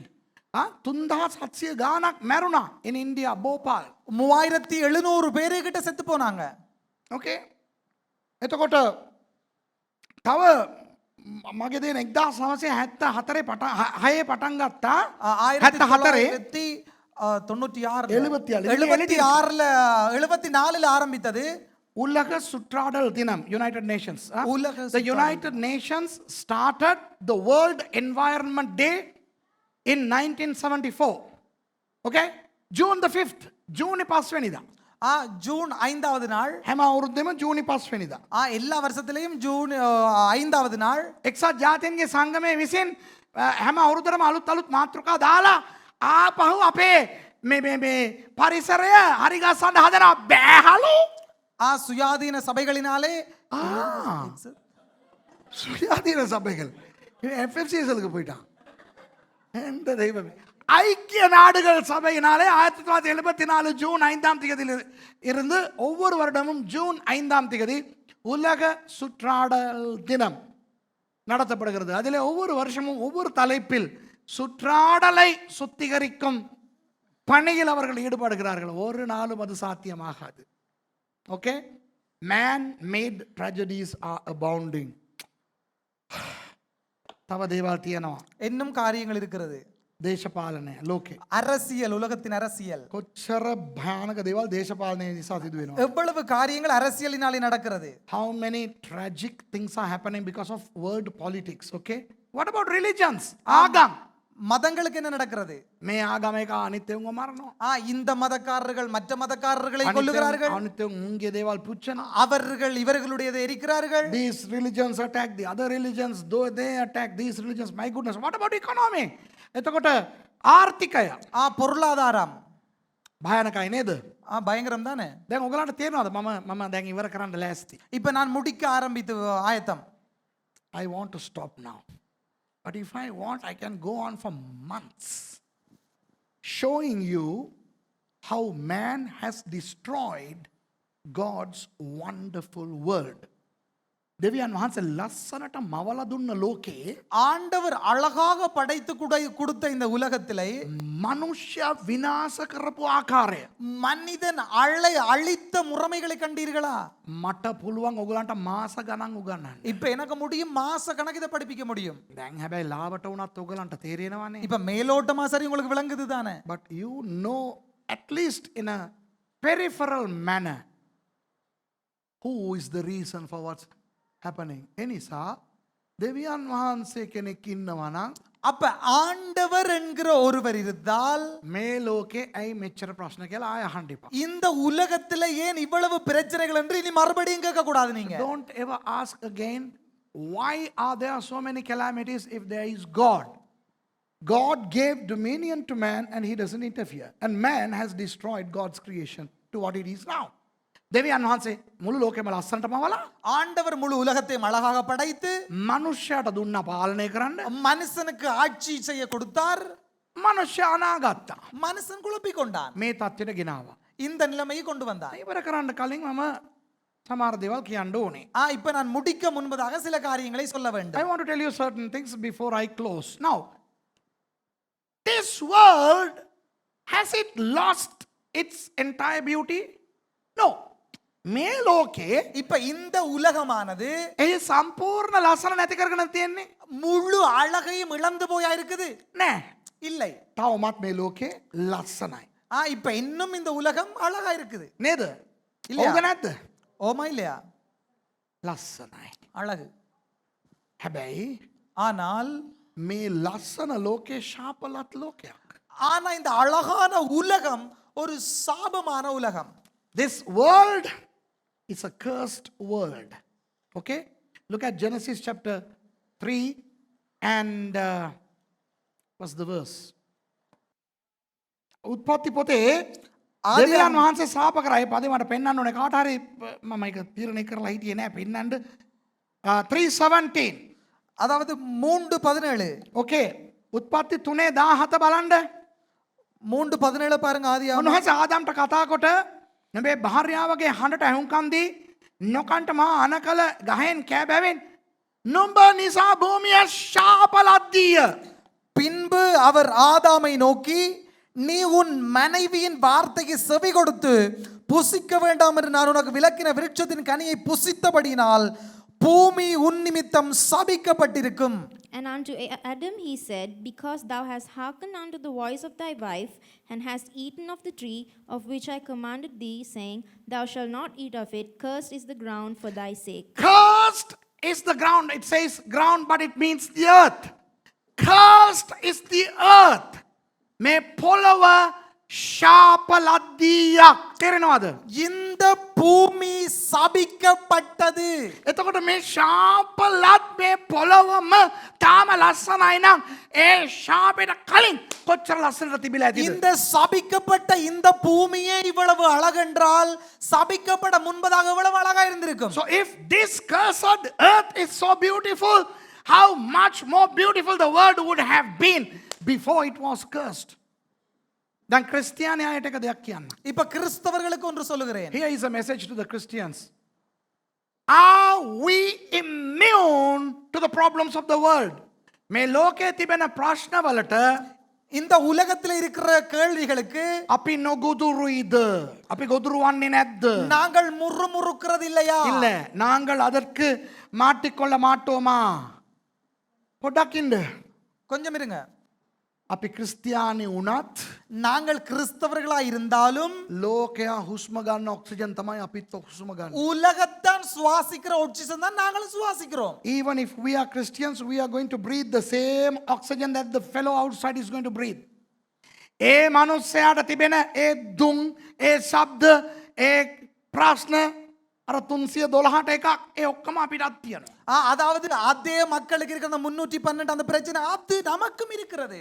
So we Christians are also prone to all what the world is experiencing out there.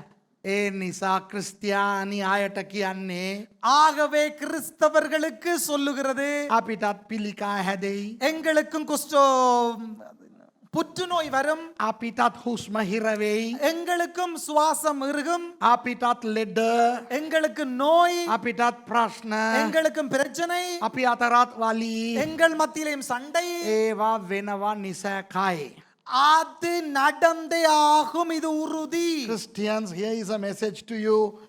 Just like the people out there, you will also experience the turmoils, problems, all that.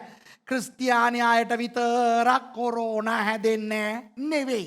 கிறிஸ்தவர்களுக்கு மட்டும் corona வராது, இல்லை. පාස්ටර්ස්ලත් corona හැදලා මැරුණා.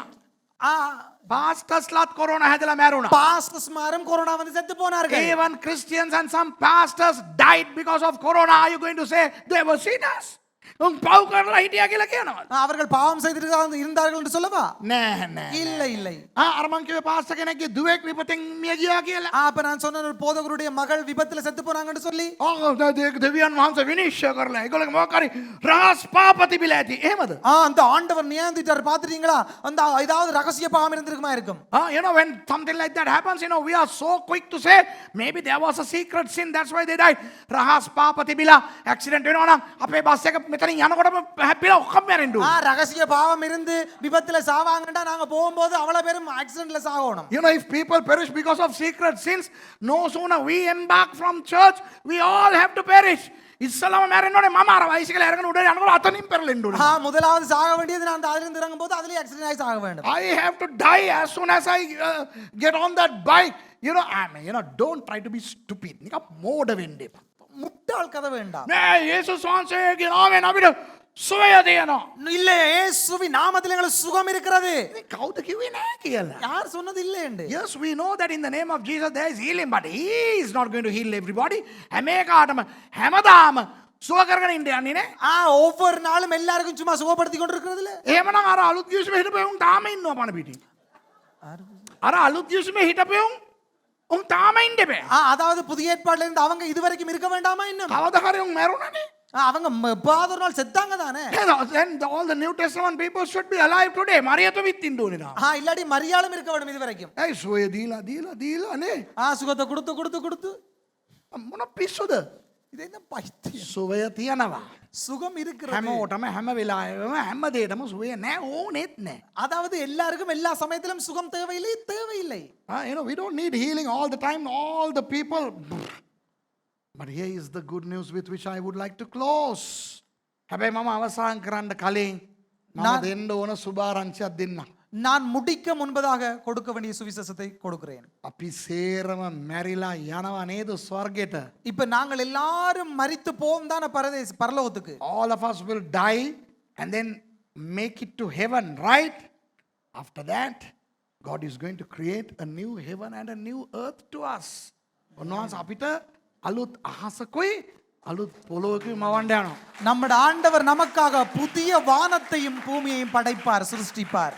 එලිදරව් 22 வெளிப்படுத்தல் 22ல 3:5 කියවමු. 3:5 வாசிப்போம். Now let's read Revelation chapter 2 verses 3 and 5, okay? Wow! කිසි ශාපයක් තවත් නොවන්නේය. Read it in English.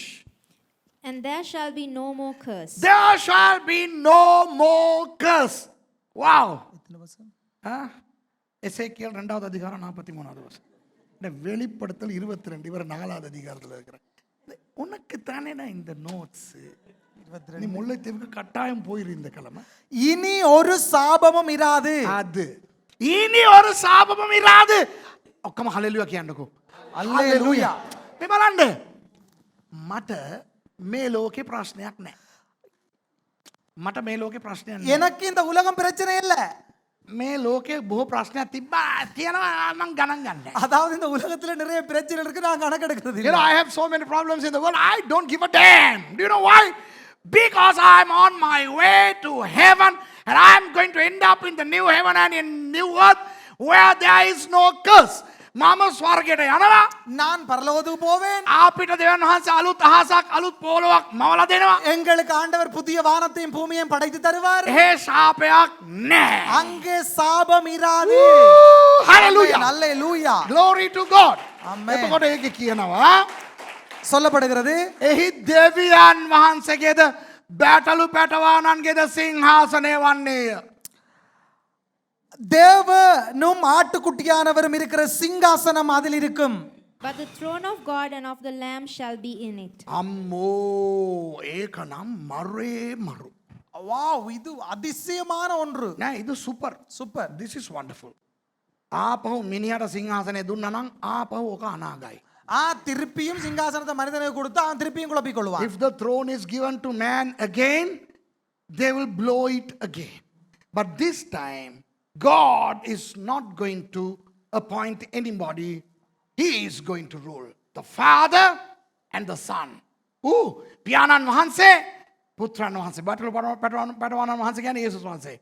ඒ දෙවියන් වහන්සේ පාලනය කරන්න යනවා. பிதா குமாரன் அவர்கள் தான் ஆட்சி செய்ய போகிறார்கள். උන්වහන්සේගේ මෙහෙකරුවෝ උන්වහන්සේට මෙහෙ කරන්න ඕය. ஆண்டவருடைய ஊழியக்காரர்கள் அவர்களை சேவிப்பார்கள். And his servants shall serve him. Verse 5. එහි රාත්‍රියක් තවත් නොවන්නේය. அங்கே இரவு இராது. And there shall be no night there. ඒ නිසා වල්ලූරන්ට මදු දමන්නට අවශ්‍ය නැත.